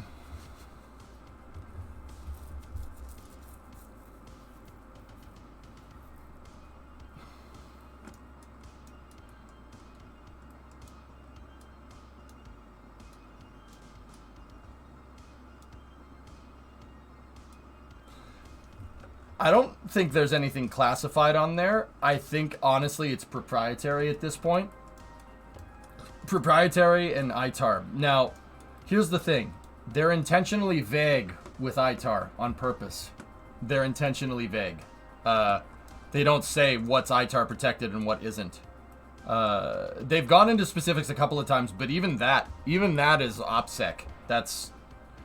You shouldn't go into specifics about what is and isn't ITAR restricted. Now, like, guys, here's the thing. I know what's ITAR restricted. I know what isn't, and I know what technologies are out there. Like, don't get me wrong. We have talked about like injector plates and stuff. That's common knowledge. But I know there's other things. Like, I don't know specifically, but I'll bet you dollars to donuts there's other things on Orion that are either proprietary Lockheed or ITAR. Now, if I had to guess, you know what? I'm not even gonna guess. I don't know. There's something on there that they don't want anybody looking at. There's something on that capsule. I don't know where it is. I don't know what it is. It could be the Callisto demo. Who knows? I have no idea. But yeah, they have to be intentionally vague with ITAR on purpose. I don't think it's necessarily export controls. They might be saying it's export controls and it's proprietary. People do get that confused. Proprietary just means that Lockheed, it's a Lockheed technology and they don't want you seeing it. But yeah. All right.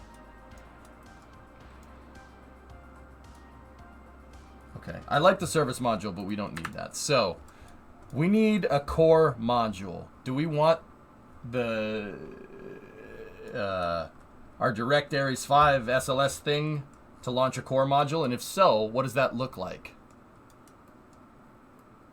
So basically, from here forward is just reference. That's the shuttle payload bay fitment. This will tell me left, right, up and down fitment for the shuttle. The shuttle, when it's launching, doesn't necessarily need forward back. Like, the module could be twice as long as this, as long as we have the points.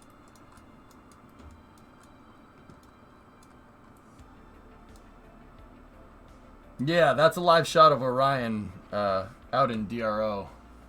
Or moving to DRO insertion. DRO insertion is going to be on Friday. And I might be able to actually get in on that, dudes. Because I'm going to bring my laptop with me. I'll bring the streaming laptop. I kind of want to do a double truss. We could do this. That's why we gotta go look at space station concepts here. This is how I did it back in the day. I just looked at the station and I picked out something that I liked and then I did it. Oh, there's an onboard. That's pretty cool. Yeah, core, exactly. So now we gotta do some research there. I hate how they make that thing pop up when you alt-tab out of something. Alright, aft cargo carrier is something else. The Copernicus is something else. That's a transfer vehicle. We don't necessarily need that. I don't necessarily want to do an external tank wet workshop style station just yet. But we could. Aft cargo carrier is something that could be done.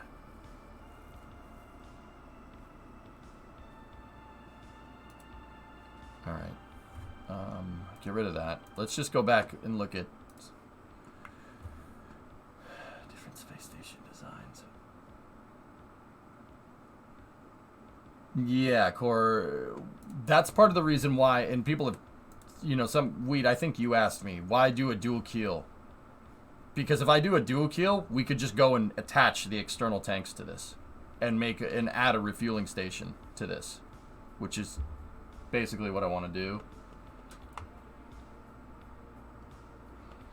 Try going Odyssey 2001 style space station.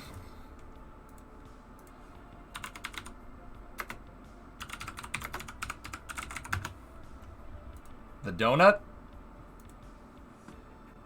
I will tell you that right now. I could do it. I could do that. Lattice, I could do it. I could make that. However, assembling a station like this would be extraordinarily difficult with the space shuttle. Could I do it? Sure. Absolutely. Yeah, I could make that. Will I? No. So we got to think, why do we want a space station? Why are we doing this? Why do we need this? I want to build a station. Now, the original reason why I had Crippen Station in the first place was it was supposed to be a propellant refining depot. Because I figured out that it's literally less delta V to go to the moon, mine ore, bring the ore back to low carbon orbit, and refine it there. But I don't necessarily like that idea. It's 1-to-1 for moving ore rather than fuel. But I like the idea of mining out on the moon or mining out on Minmus like we've done in the past, and then bringing the fuel back. And then parking the fueling depot in low carbon orbit. So eventually, like if we have the shuttle with Centaur or something, we can just refuel at the space station. Have you seen the new SpaceX tweet?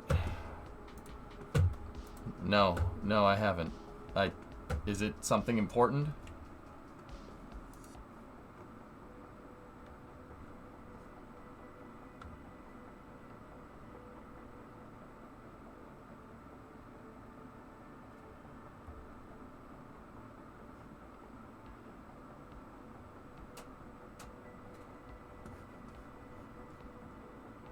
Yeah, J-speed fuel or monopropellant, yeah. Falcon 9s are vertical on 40 and 39A, ahead of today's targeted launches. CRS-26 at 354. Eutelsat at 957. All vehicles are healthy. All teams are keeping an eye on the weather, which is 10% favorable for both missions.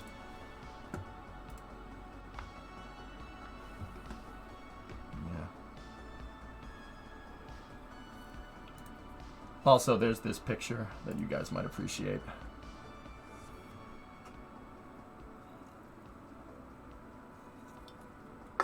The weather does not sound good. Will this be a mobile space station? Can we transfer orbit to different celestial bodies? Not for the first one. If we were going to do these type of space stations, which we will do, yeah, these would be good. Yeah, these, I would like to make these into transfer vehicles.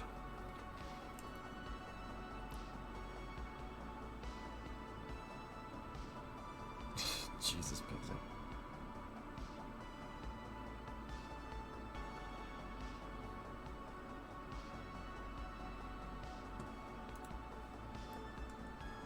Yeah, I kind of want an RMS on the station. That'll make more sense for a tanker depot. Does the RDV fit in the shuttle payload bay? The reusable descent module? I don't think so, Loopy.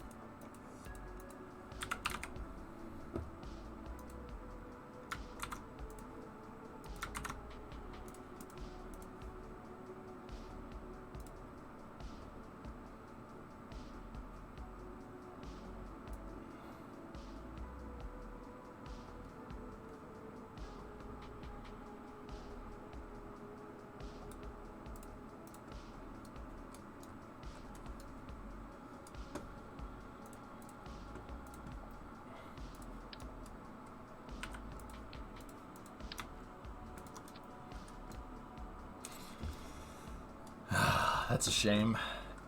Yeah, barely.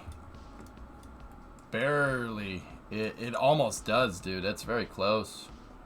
It's a shame. This is an excellent lander. But we could always make something derived from that. That's fine. Yeah.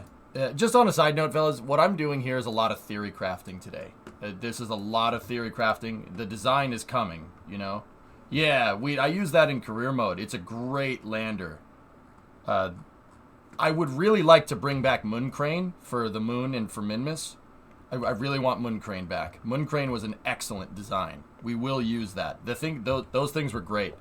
That's like based off of NASA's Athlete. Very, very useful. And then the crane module with some nice hybrid tech plugged into it. Perfect. Red mood lighting. The red mood light. Wait. Oh, no, it's not the backlighting. Okay. Do you have a space train in the cards for this station? Yeah, the mobile base system. We could do it. Yeah, I want those back. We have the vehicles to get it done. It's getting saucy in that capsule, yeah, right?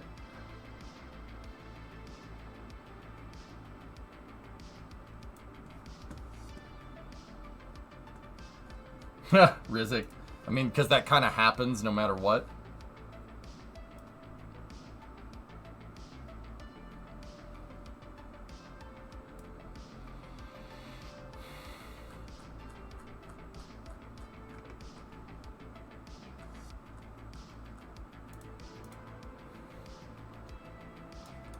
Alright, well, let's go in here. Get rid of this. We know that that diameter will fit. So, I'm going to go take some measurements with this here. We have to scratch build it, or at least I want to scratch build it because it would be better that way. So let me get my rulers out.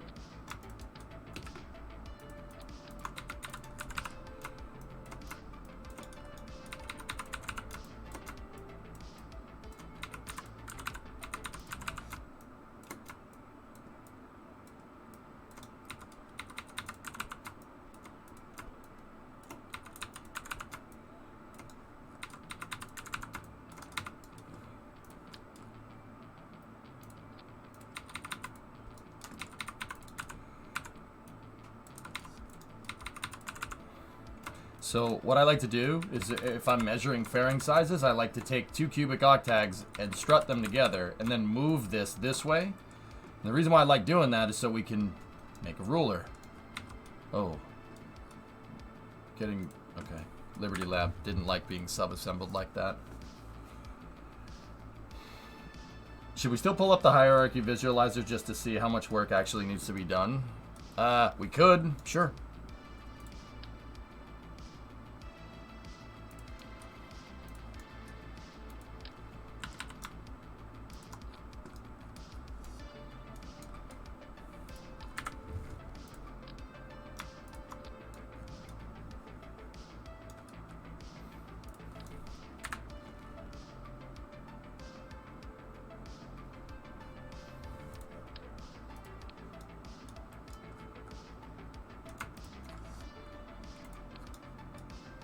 Damn.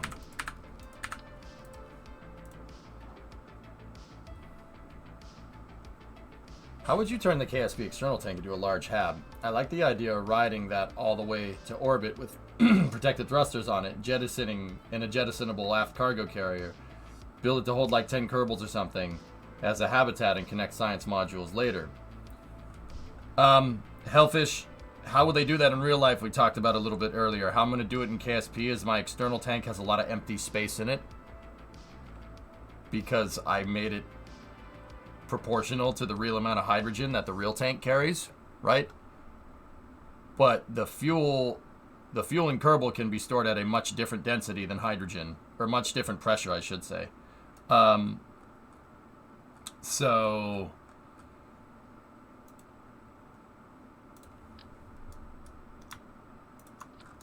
why can't I keep the fairing now?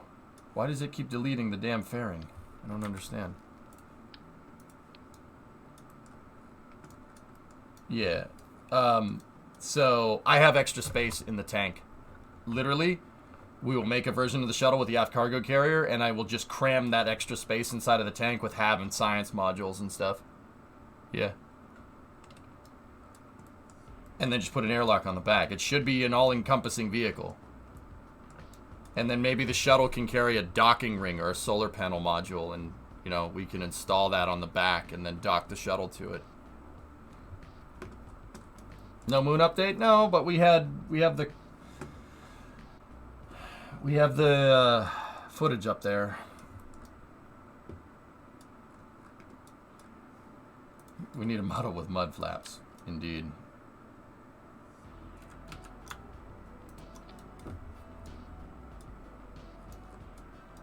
Why can't I copy it with the fairing all of a sudden? What did I just do wrong?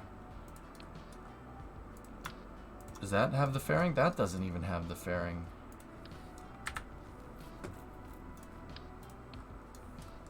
Alright, let's try this.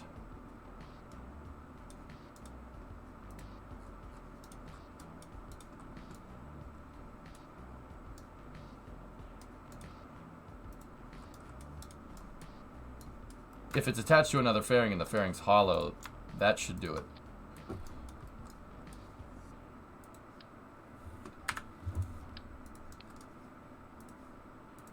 Fairings are orientation specific, so that means if I attach it this way, because that's how it was in the editor, it'll work right here.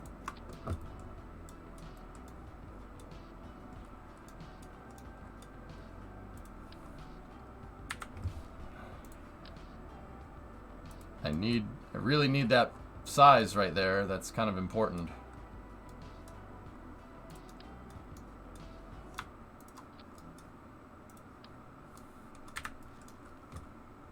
How did I get that thing in here? How did I get it in here and not have this be a problem?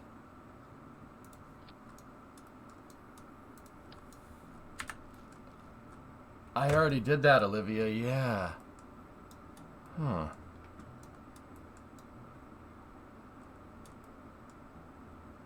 I did that already, dudes. Yeah. Pull the fairing out like this, right? It just deletes the fairing. Why is it so bright inside the capsule? They have the lights on and the sun.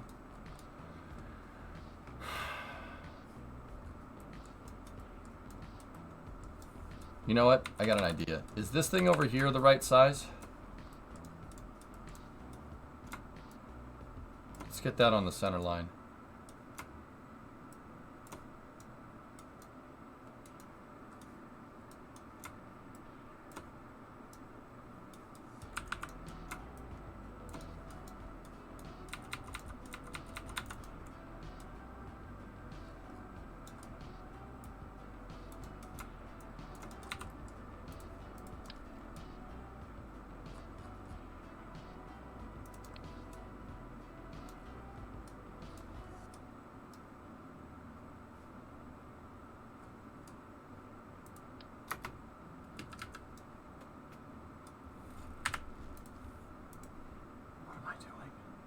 What am I doing?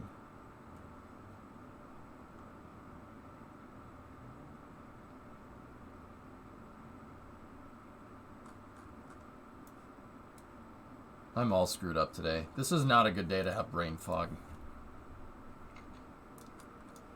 Well, Loopy, look. All right. Here's what we're doing. Get rid of this. I said get rid of that. I'm gonna go over here. I somehow got this thing in here without the fairing deleting itself. And I was talking to you guys when I did it, so I don't know what I did, which is not good.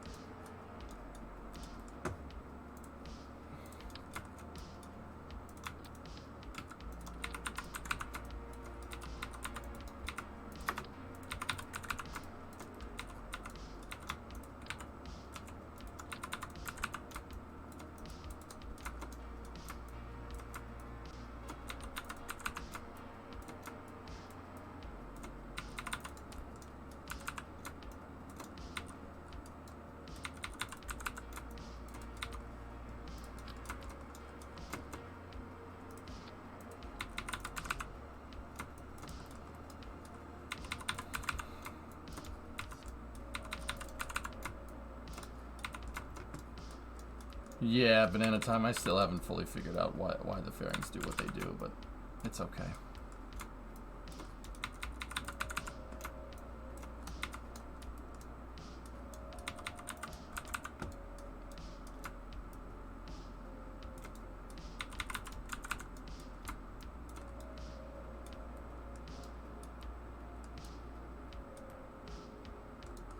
All right. There's our diameter. That's it right there. I'm just gonna move this. I actually snapped it on an absolute axis, which is interesting. All right, sweet. Cool. All right, get rid of this. I don't want it. I noticed that this module doesn't have the, whatever. Doesn't matter.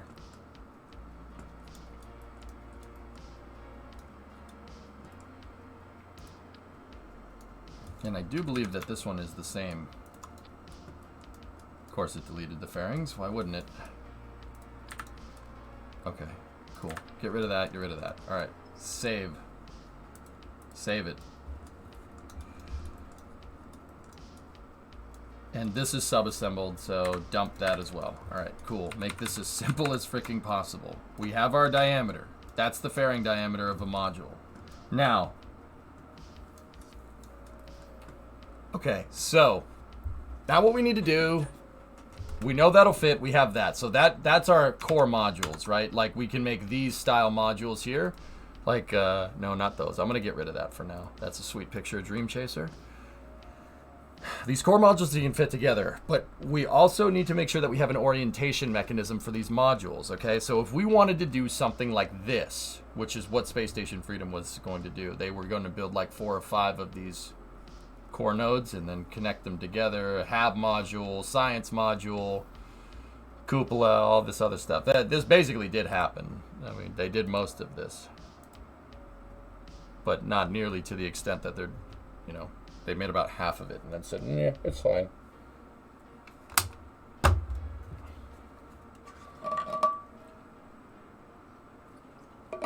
We need to make some type of common berthing mechanism. We need to make a way for module orientation. One of the biggest problems I had with my station back in the day was that when you dock two things together, you either didn't get them completely aligned, like they weren't completely aligned, and if you docked one module and went up with it and you wanted to go back and connect it again, nothing would align. It was a real big pain in the butt, and that's part of the reason why I had such a big problem with it.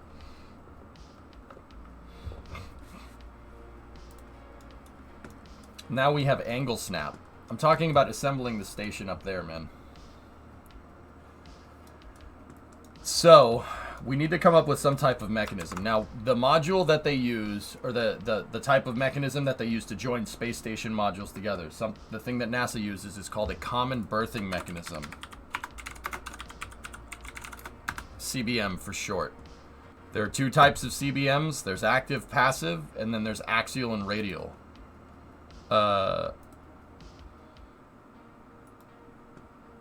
Actually, that's, well, yeah. There's active and passive, and then there's active, passive, radial, and active, passive, axial is what they call them. Axial CBMs. What's the difference between an axial and a radial CBM? The axial CBMs are the ones that are in the front and the back. Radial CBMs are on top, bottom, left, right. So, port, starboard, zenith, nadir. Those are nadir. Those are the axial CBMs, or the radial CBMs, and then these ones, NASA, for whatever reason, calls them axial CBMs. ACBMs for short. See, there's an ACBM right there. And basically what this is a docking port without any docking mechanism. They use the robotic arm, and they basically bring it close, and then the robotic arm basically moves it into position, and then the CBMs, all they do is just snap together. That's it. It's a docking port with no docking mechanism. They have to bring the arm over and make it work. Now, we can do some type of alignment thing like that. That's no problem. Hey, that's Pam. That's the Deputy Administrator of NASA. Right now.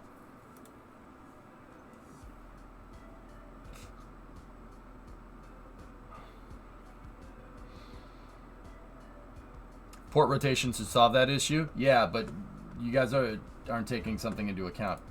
Port rotation sucks. It sucks. Yeah, it's terrible. Port rotation works like a robotic part. Bad idea. Not introducing that into a big space station hierarchy. That's added risk. I don't want to do that. It works like a robotic part, Wheat. Noodly. Not structural. Not doing that.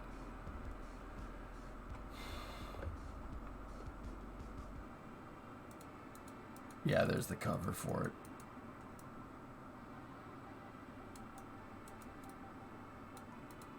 Okay. Drift issues. Precisely.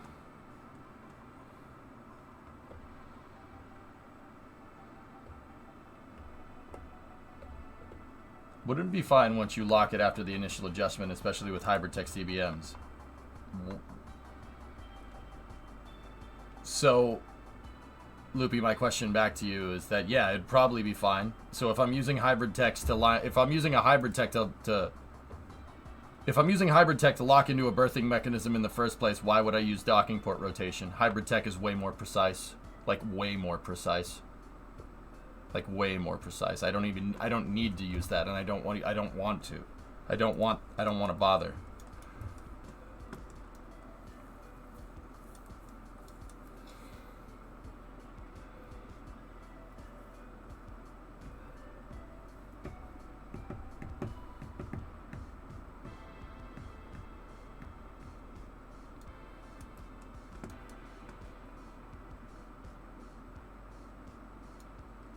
I remember the first time we did hybrid tech and KRAKEN tech alignment pins, and we could just never get them right.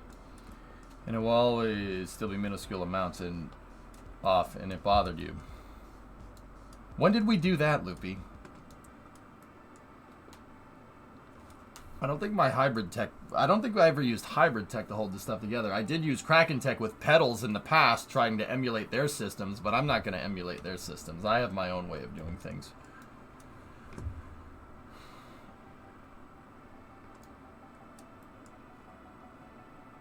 What if it Kraken strikes and explodes spectacularly? Yeah, it'll do that if we're using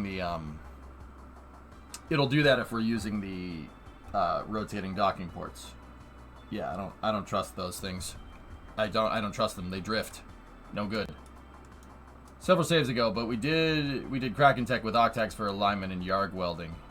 Oh, we can get way more precise than that. Thermo bearings are better.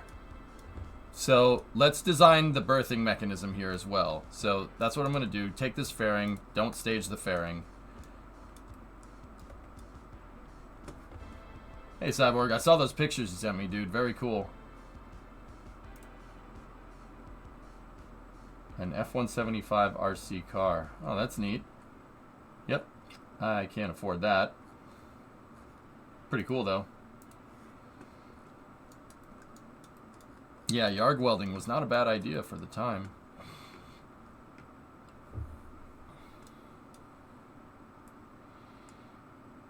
Okay, so how am I going to do this?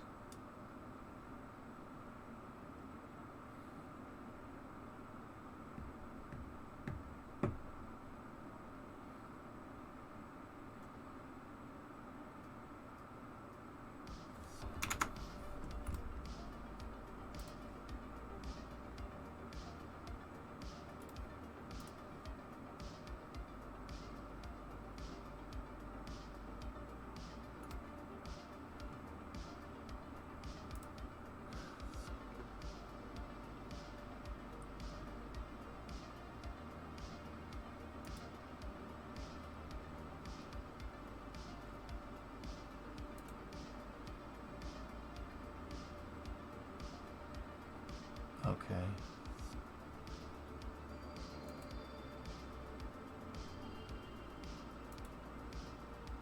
That's the drive mechanism.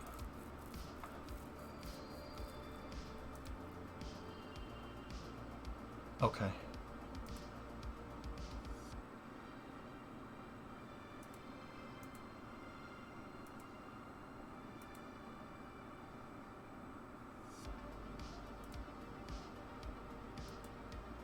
Yeah.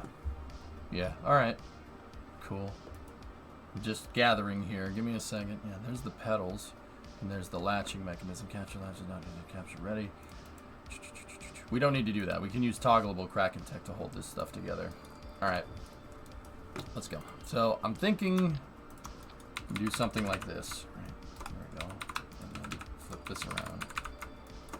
Something like that. And then 1875 here.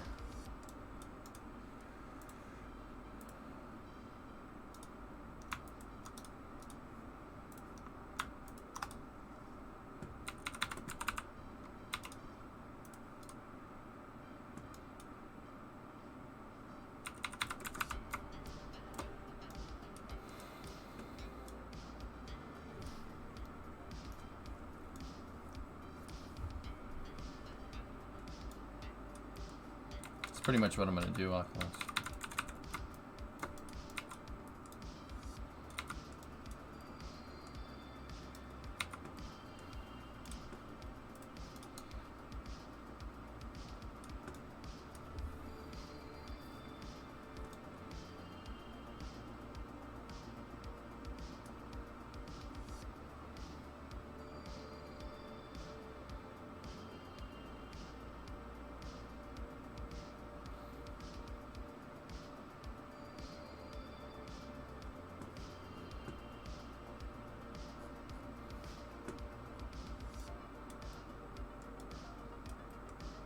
You could have cows on each port to control the hybrid tech instead of cluttering up the action groups. So what I'm thinking, Core, what would be nice is to be able to dock to the station when I'm ready.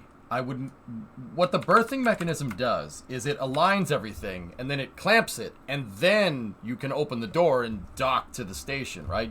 But the alignment is key. Part of the problem with the Yarg welding is that when we move this thing into position, right? When we moved her into position, we could get a good alignment, but the docking port magnetization pulled you in. That's the problem. And even if I get a good alignment and we get the docking ports to a point where they touch each other like that, that's still no good. That's gonna... We need to find a way to be able to activate and passivate the docking ports. Now, a way to do that would be to just use a covered docking port, so we can make them active and passive, just like the CBM. The CBM has passive pedals like this. It's possible to do it. Like,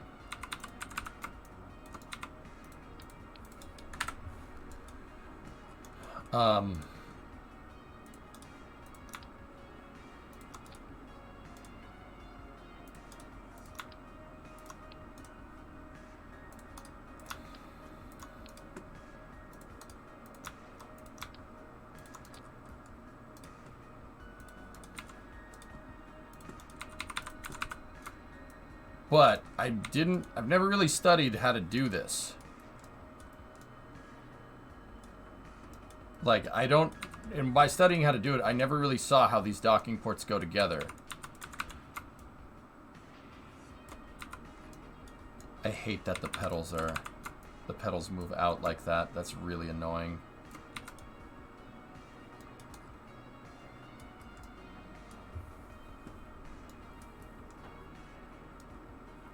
No, yeah, no, I didn't get a chance to look at both sides the other day. The expandables. I'm worried, Core, that an expandable port would clog up the design with too much, like, because this needs to be expanded out such a long way that it would need to be like way back here, and it might screw with other things. And also, I don't know how these ports dock together. I have a lot of research and development on this port, but see, the right way to do it, you know, Olivia, you said it in chat, we could put it on an alligator hinge, right? Put it on an alligator hinge, that works. But how's that different than using the twisty docking ports? It's just another robotic piece that can screw up. And I'm not sure I like that. SpaceX launch in an hour. It has a 10% probability of go, so don't get your hopes up. But thank you, Nick Knack. Yeah, both of the launches today. The weather's not looking good down in Florida. Hey, Flykin, what's going on?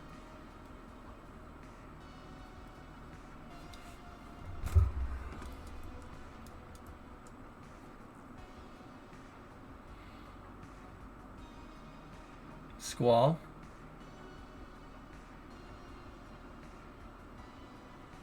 Remember, I don't want to go too crazy with the part count here, but what we could do. This would be kind of weird.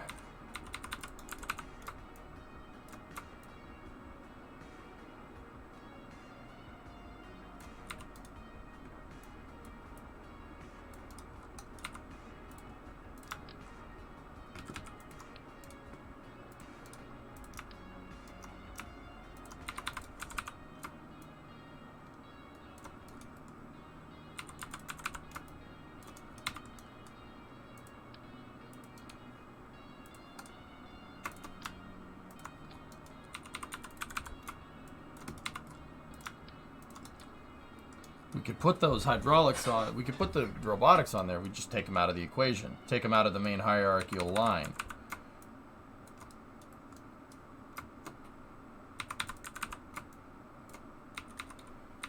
That might do it. Yeah, I'm gonna go with no go today.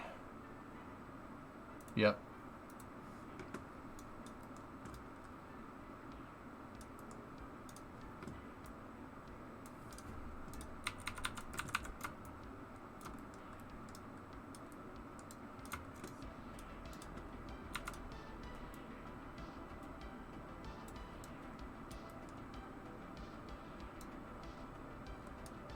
For the most part, J-Speed, yeah. Exactly.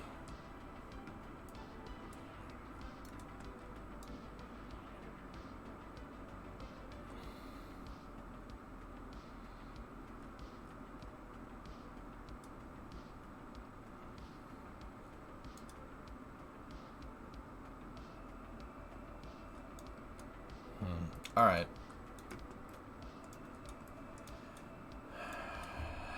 The only thing that I'm kind of like about is that this is going to be a lot of parts, because then I need the Kraken tech, we need hybrid tech alignment systems here. But that's no problem. I could put them in reverse 3x symmetry, right? So what we could do, a way to do this would be, you know, on the end of this, right? You put these bad boys, right?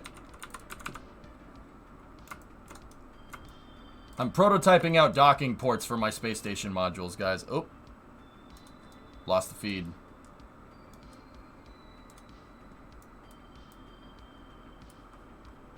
Hey, Rob Film, what's going on? How are you? I'm gonna shut that off until we get the feedback, dudes.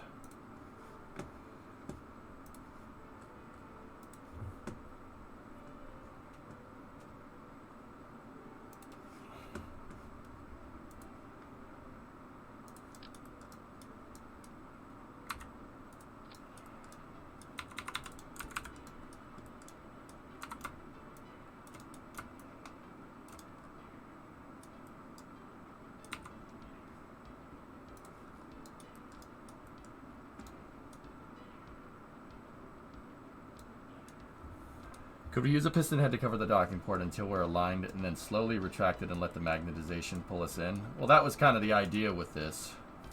Like when these two things get near each other. Oh, yeah, okay.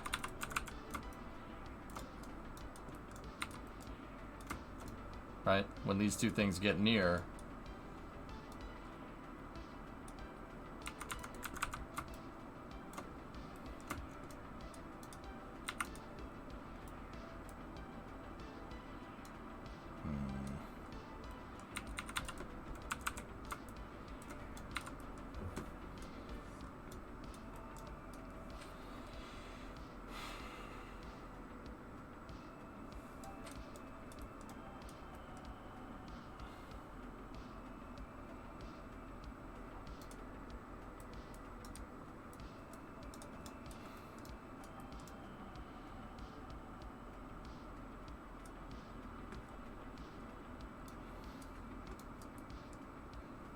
You can have outer pedals that have SVI off to just funnel.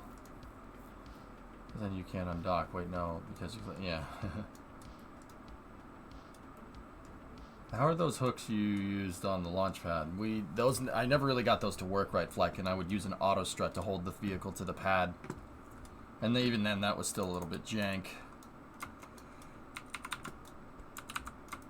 I never got the hold downs to work correctly.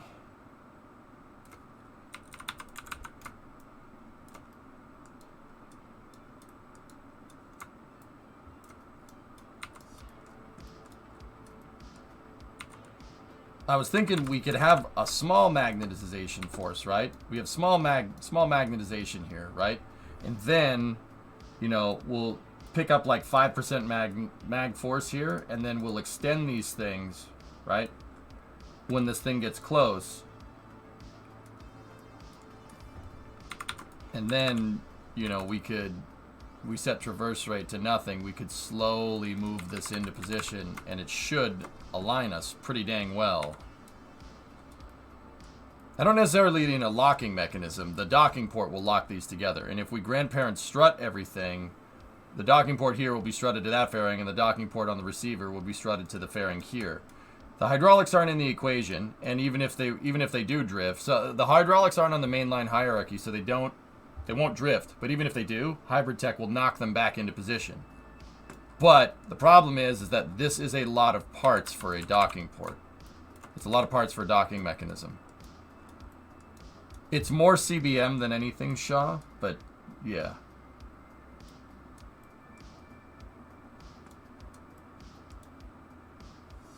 We could do that, Loopy. Yeah, we could.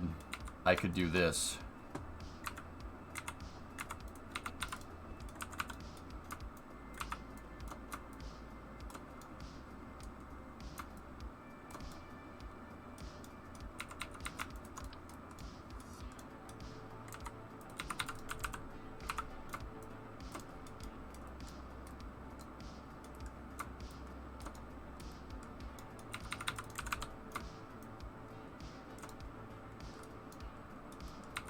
But once again,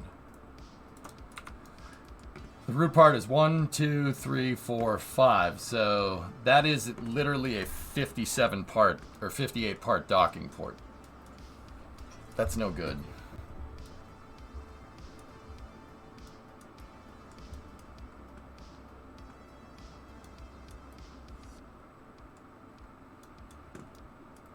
But this would work the best. So let's revise, simplify.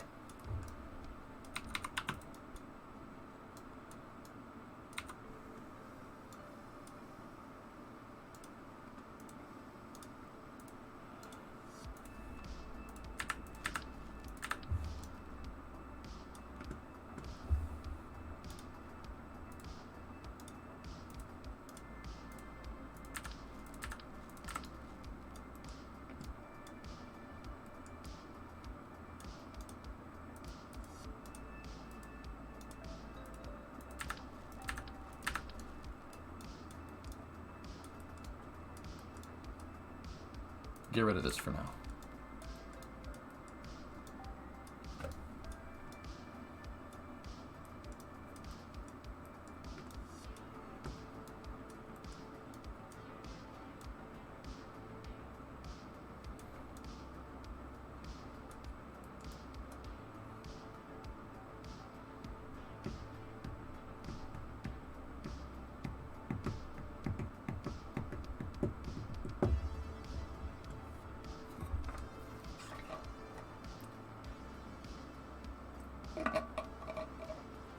You could even get away with 2x if they were all on different angles, though. Yeah.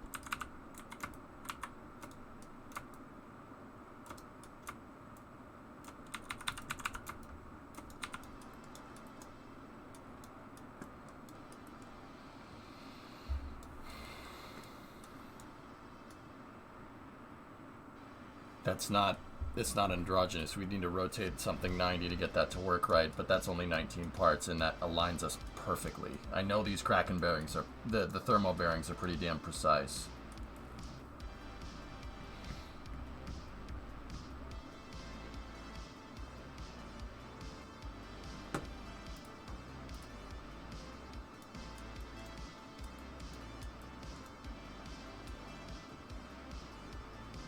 Yeah, I see what you're saying, Luffy.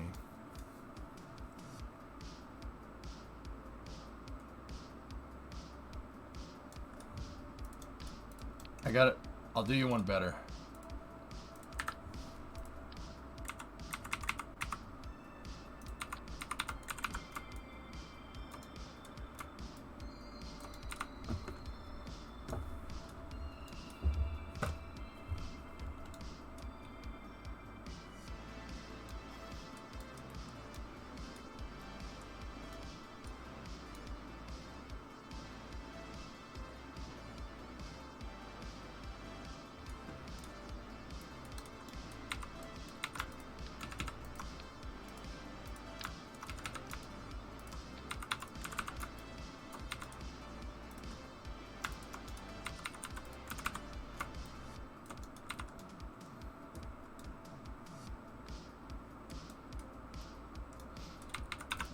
What's gonna stop it from doing this, though, fellas?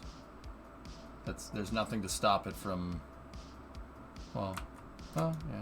Actually, that would go like this. With how docking port magnetization works, we'd probably run into this.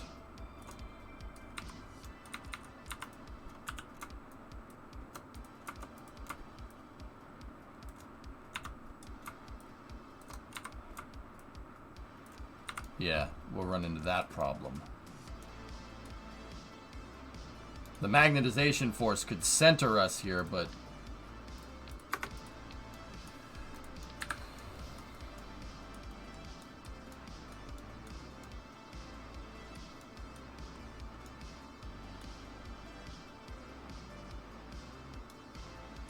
like this. This isn't enough.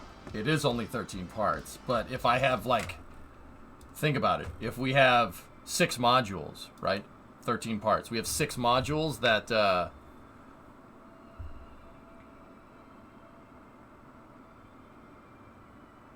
have 26 parts on them, or let's just say 5, then each one has 26. That's an extra 125 parts. Now, keep in mind, most of the parts here are physics-less, but most of them aren't either.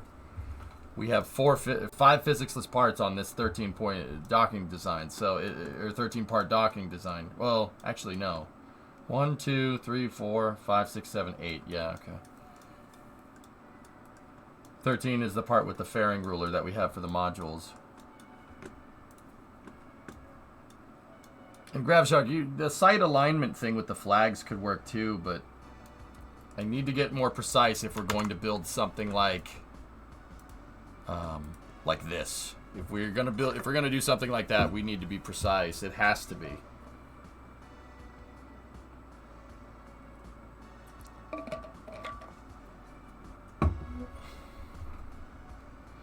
The 2-point design you have should be okay with ARM and low magnetization. Yeah. Yeah.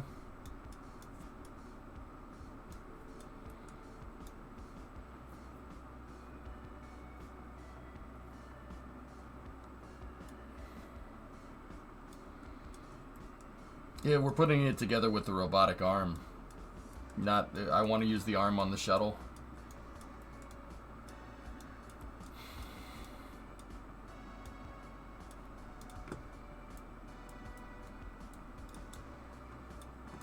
Last, please. So, are there any tiny magnets or some kind of hooks you could put at the end of the pistons? No, there's docking port magnetization, Shadow. Docking port, low magnetization with a docking port should get this thing to work correctly.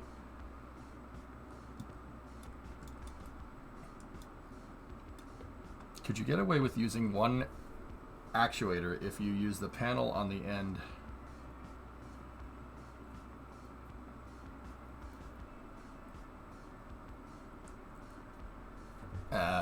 I don't...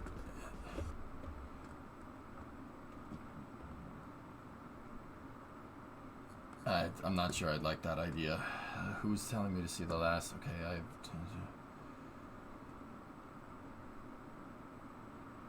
Could you put the docking port on a piston? No, I don't want the docking port in the mainline hierarchy. That's a bad idea.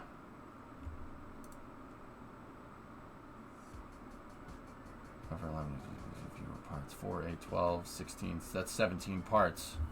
Aqualix, but I do... Now, well, not 17. 14, 12, 10, 8. Yeah. Okay. I don't know if the pins will work like that, dude. We'd need a bearing for the pins. Don't we run into the problem of retracting both pistons at the same time? Yeah. Yeah, we do. Didn't even think of that.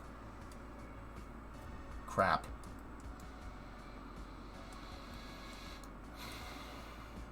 Katra, I don't want the docking port on a hydraulic.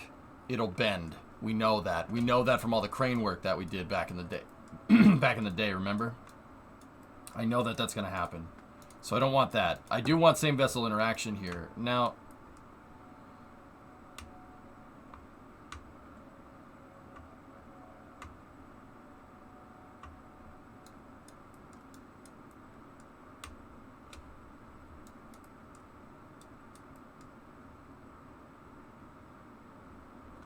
Oh, you need the bigger ports if you want to transfer crew. Is that just an RO thing?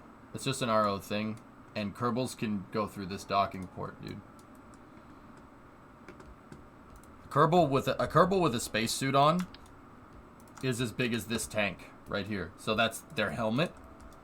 These are Kerbal-sized docking ports. Not a lot of people know that.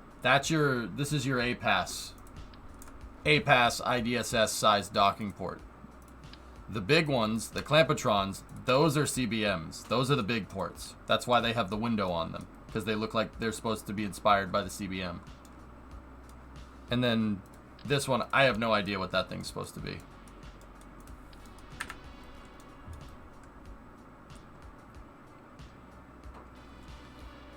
We don't, because it all stays one part now.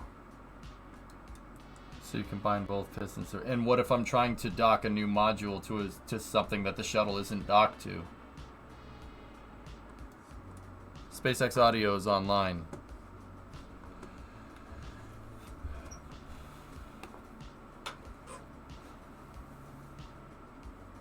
Loopy, I'd rather design it with the capability to passivate one port and have the other one active, just in case. You know what I'm saying?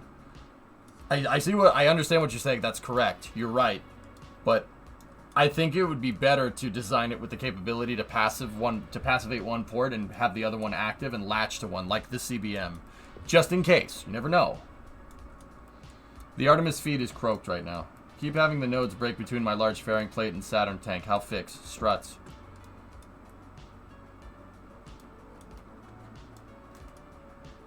Also, make sure it's attached correctly. This was a design. I don't think this is the design. This will work. It'll work well. I use struts, but no fix. Your tank's attached in a weird way. Last for an idea. Idea is square grip pad with thermometers around it. That way you can rotate the module 90 degrees and still be lined up. I don't know how that solves my alignment problem, Flacken, but yeah.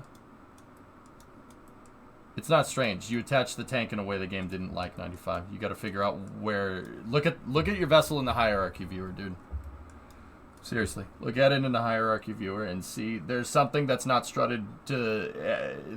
You think you strutted it right, or you attached it wrong, but there's something you didn't attach correctly. It's the same problem I was chasing with my SSTO. I know that. That's what happens when you use those big tanks. The attachment node is not enough if it's not attached correctly to something else. I need to get going if I'm going to get an errand done before bringing me back later. Would using thermometers instead of antennas on my ID improve anything? Yeah, of course, Aqualex. The way that I don't... Maybe you were making that graphic. I had something very similar to that. I had basically this thing, 1, 2, and 3, and then hydraulics 1, 2, and 3. So they were like two triangles, like the receiving was like this, and then the hydraulics were like that. Here, you know what? I'll just make it. I was doing something very similar to that a second ago. But it would be great, but it's too many parts. See? That, basically.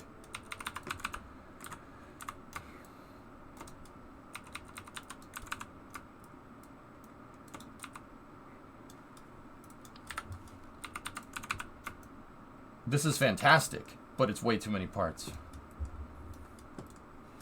So, if I had another one of these, we could just take it, flip it around.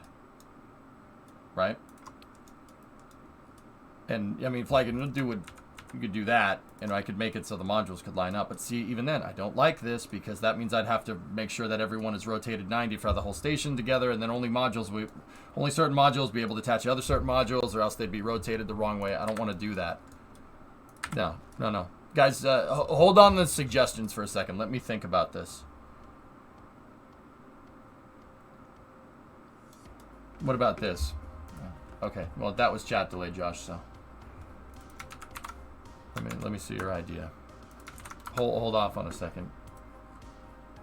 I gotta take a step back and make sure I'm not overthinking this.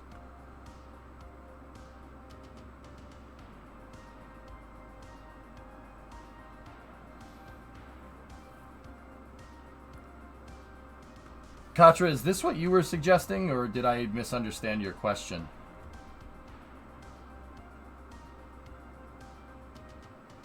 Yeah, okay, Aqualex. Yeah, okay. I see what you're saying. Yeah. When you said phase through the docking port, for some reason I thought you said phase through the docking port of the incoming docking port, not the one here. That one came up a couple of times? Yeah, okay. Okay, alright, Josh. Yeah. Let's, alright, dudes. Yeah, I think that might be the right solution here.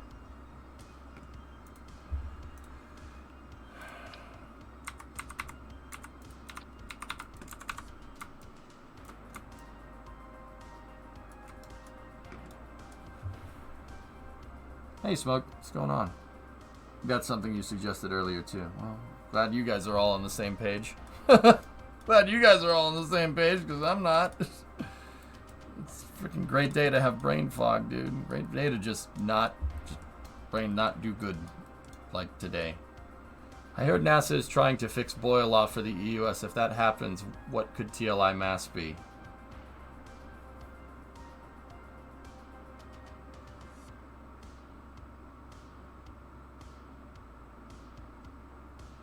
Cody, the TLI mass would not change. It wouldn't change. Delta V is delta V. The boil off is something that happens to propellants over time. So if you, for instance, use the EUS to push something out to the moon, by the time it gets out to the moon, the tanks will be full of gas and not liquid. Because hydrogen, pain in the butt.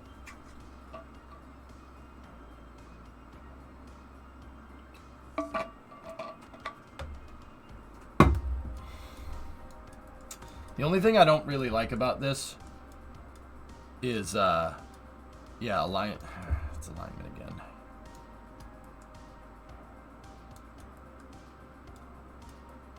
Yeah, Jackson, just...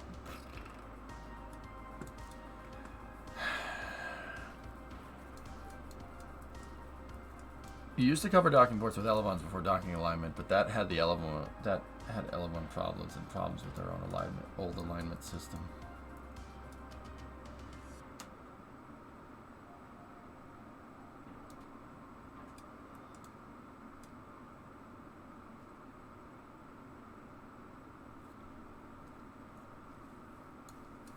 We need to refine this down. This concept needs to be refined down even more.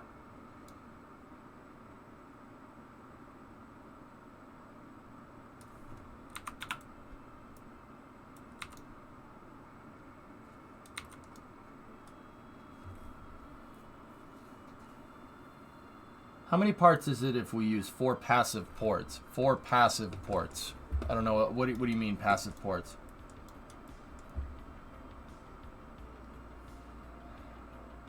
Sorry, I got a hangnail, dudes. Give me 1 second.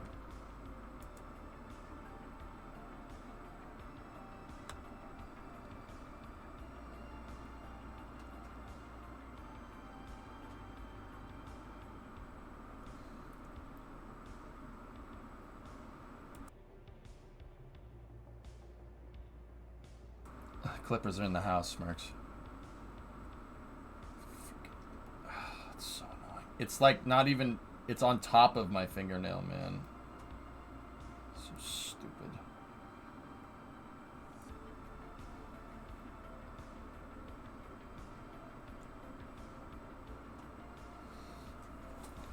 Alright. Whatever, it's good enough. Angle grinder? I'll take bad ideas for 300.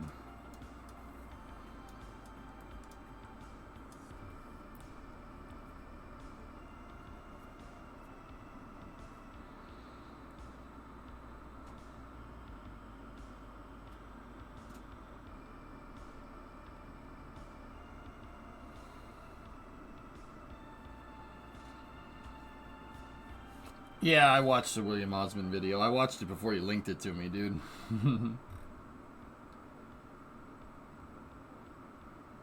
Yeah, baby.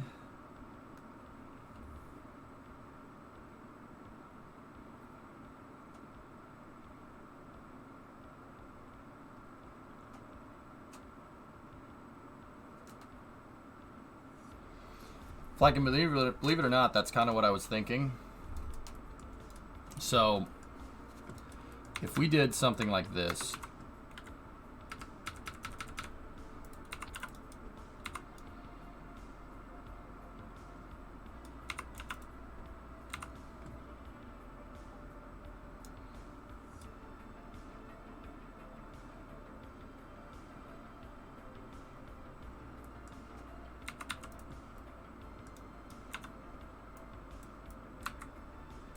reroute them to the back of the piston.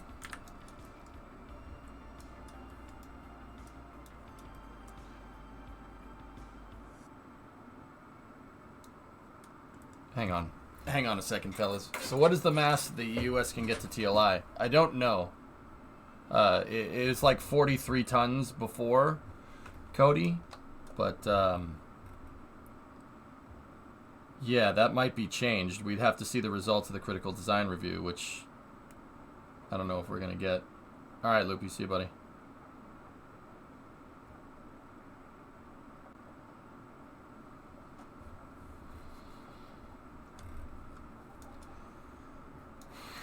So I'm not really looking for a latching procedure, Shadowman, because the docking ports will lock us into position. That's our latch. The docking port is the latch. Yeah,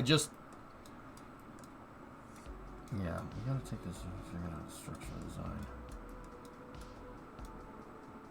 The stopper is really where we're at. Like, we can get away with this. I like the hydraulic stopper thingamajigger, but there's a threshold for this thing.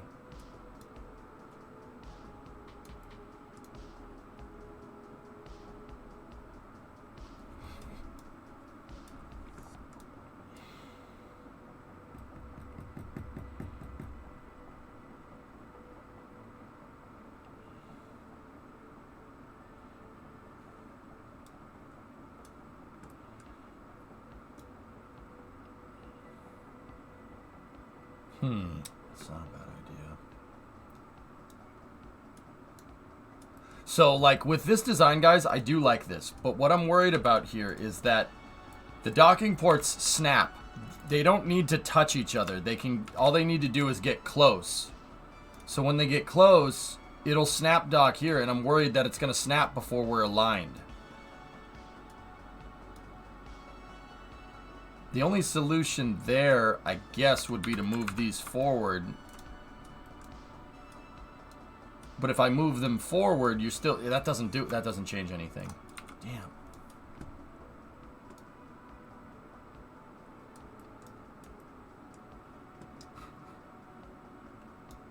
And the reason why I'm taking so long with this is because this is going to take a second. Making the station modules, not going to be too hard. The different modules that I need, we'll do something like this. I'll have like hab modules here, science modules here, and then we'll have a couple of nodes here, and then shuttle docking ports, and then maybe we can attach something like a cupola or something. I don't know. But yeah, these shouldn't be too hard to make. And then like a storage module or an MPLM or something like that. You know, it's just really getting the birthing mechanism figured out. Then retract the ports some. It does. Yeah. That's why I was saying put the docking port on the hydraulics so you have more travel distance. Yeah, I know. Yeah, I got you. Stability was the point of the foot in your suggestion. I got you. Yeah, I got you, man. I got you. Okay. Okay.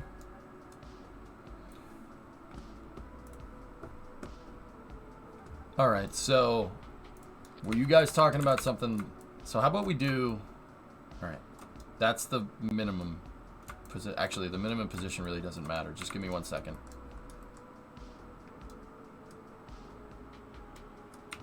Aqualux, how about we do your foot idea, right?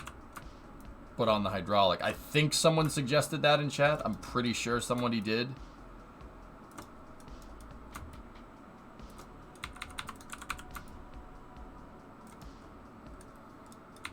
But, I mean, this still might drift. I think Passing said to do something like this. Piston should have a square collider at the end. You could just have 4 thermometers on the other side to line it up.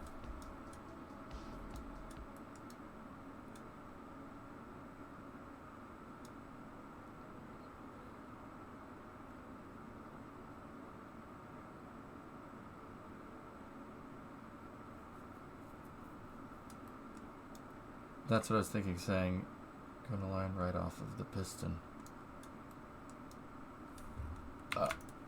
Raid, if I was gonna do that,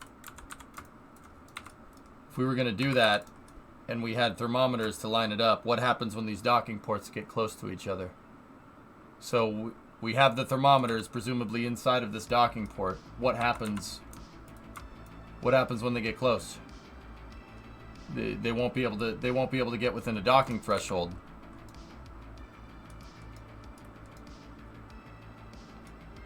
That's a good idea, fellas. I see where you're going with it.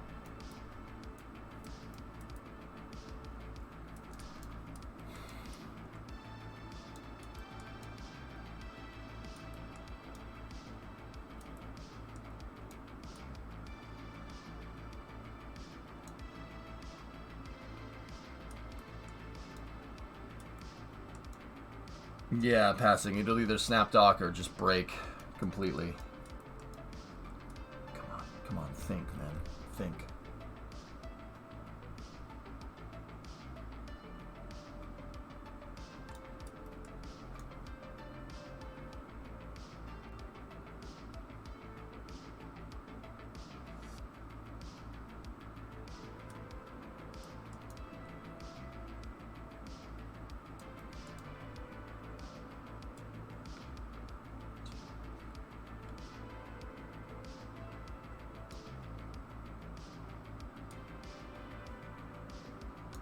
Okay. All right, I got something. Give me a second to figure this out.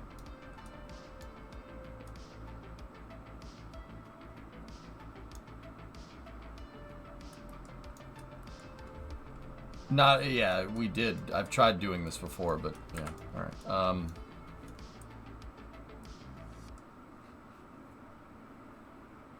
Go for prop load on Falcon. Interesting. Interesting. We might see a launch here yet.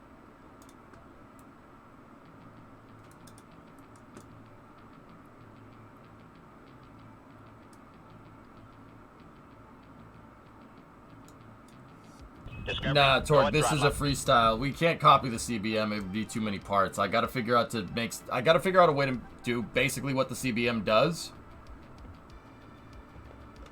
But for like maybe 10 parts at best.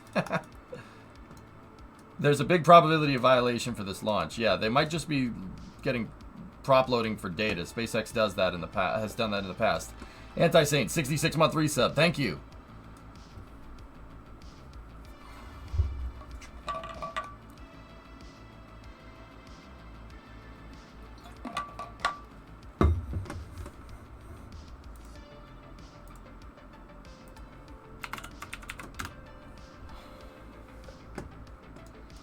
I know, T-Man. I was already told. You've launched more in the last few weeks than months. No rush. Still very stoked. I really want to get something meaningful on paper today, though, Wheat.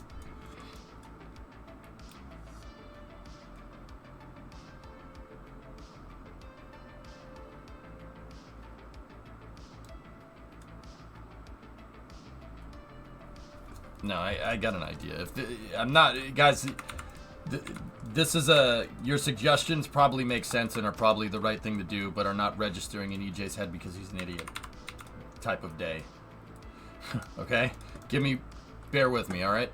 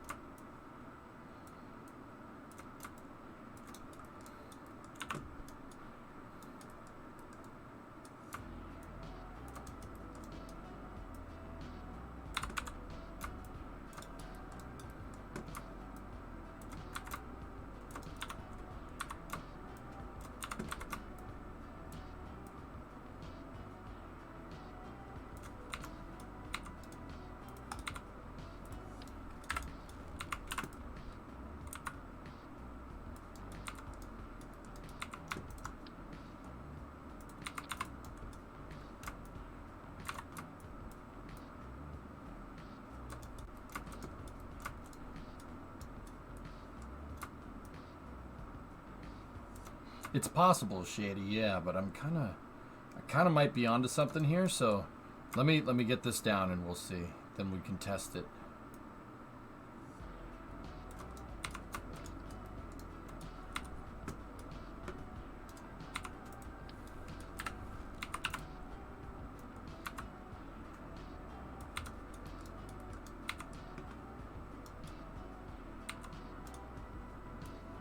Discovery, go at throttle up. Hey, Balk, 25 months. Where did that go? Thanks for all the content. Hey, my pleasure.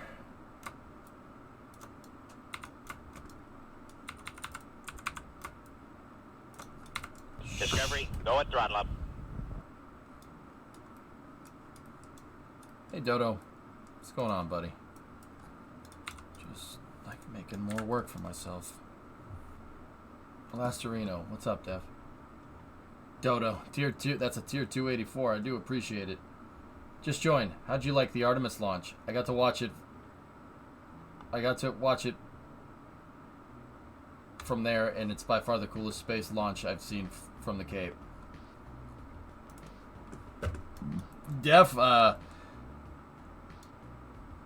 me just say that I hope people realize why I'm such a shuttle fanatic and why I love the space shuttle so much, dude. Because those launches were goddamn magical, man. Every single one of them. It was so special. That's what makes me happy. Those shuttle launches are so cool.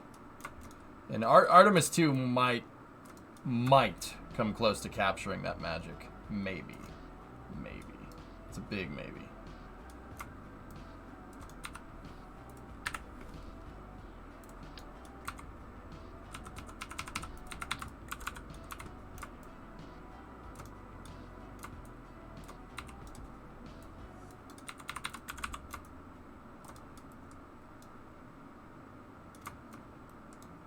Those SRBs are the most beautiful sound I've ever heard. The booster step was a work of art. Yeah, dude, it's special. It was always special seeing the shuttle go off. You know what? I don't mean to be a downer. Falcon 9 doesn't come close. It just doesn't. It doesn't even come close, dudes. I'm sorry. Don't get me wrong. DM2, everything, that's all cool. I love it. Doesn't come close. Not even, yeah, no. Torg Jr. just doesn't get that magic feeling. There's a launch every week, pretty much. He still likes watching them. Shuttle missions were special, dude, and they meant something, you know?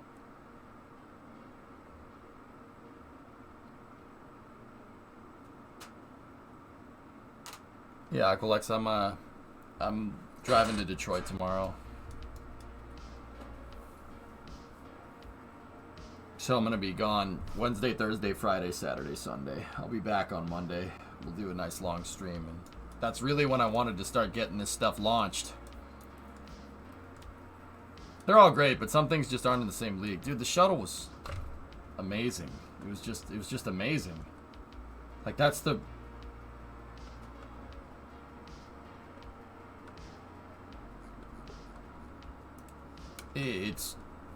That's the truth of it. It's just freaking amazing. It's so damn cool.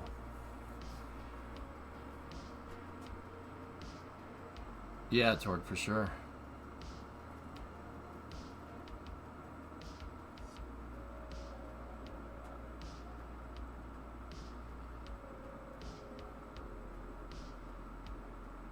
Bree, what are you talking about? You're confusing me. I don't... Whatever. Anyway, I'm just gonna get back to work.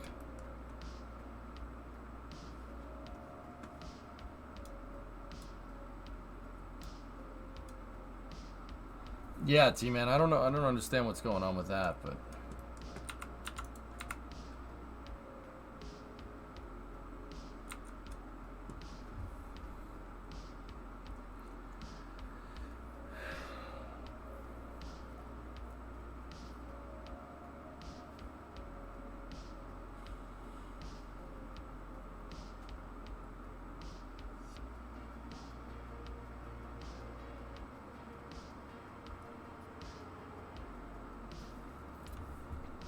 Alright. I lost my train of thought, dude. Damn.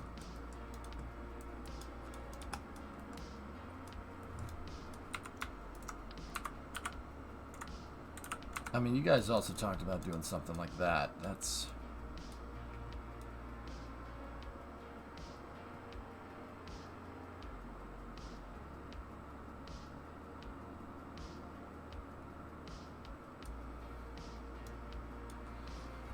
Alright, hold off on that for a second.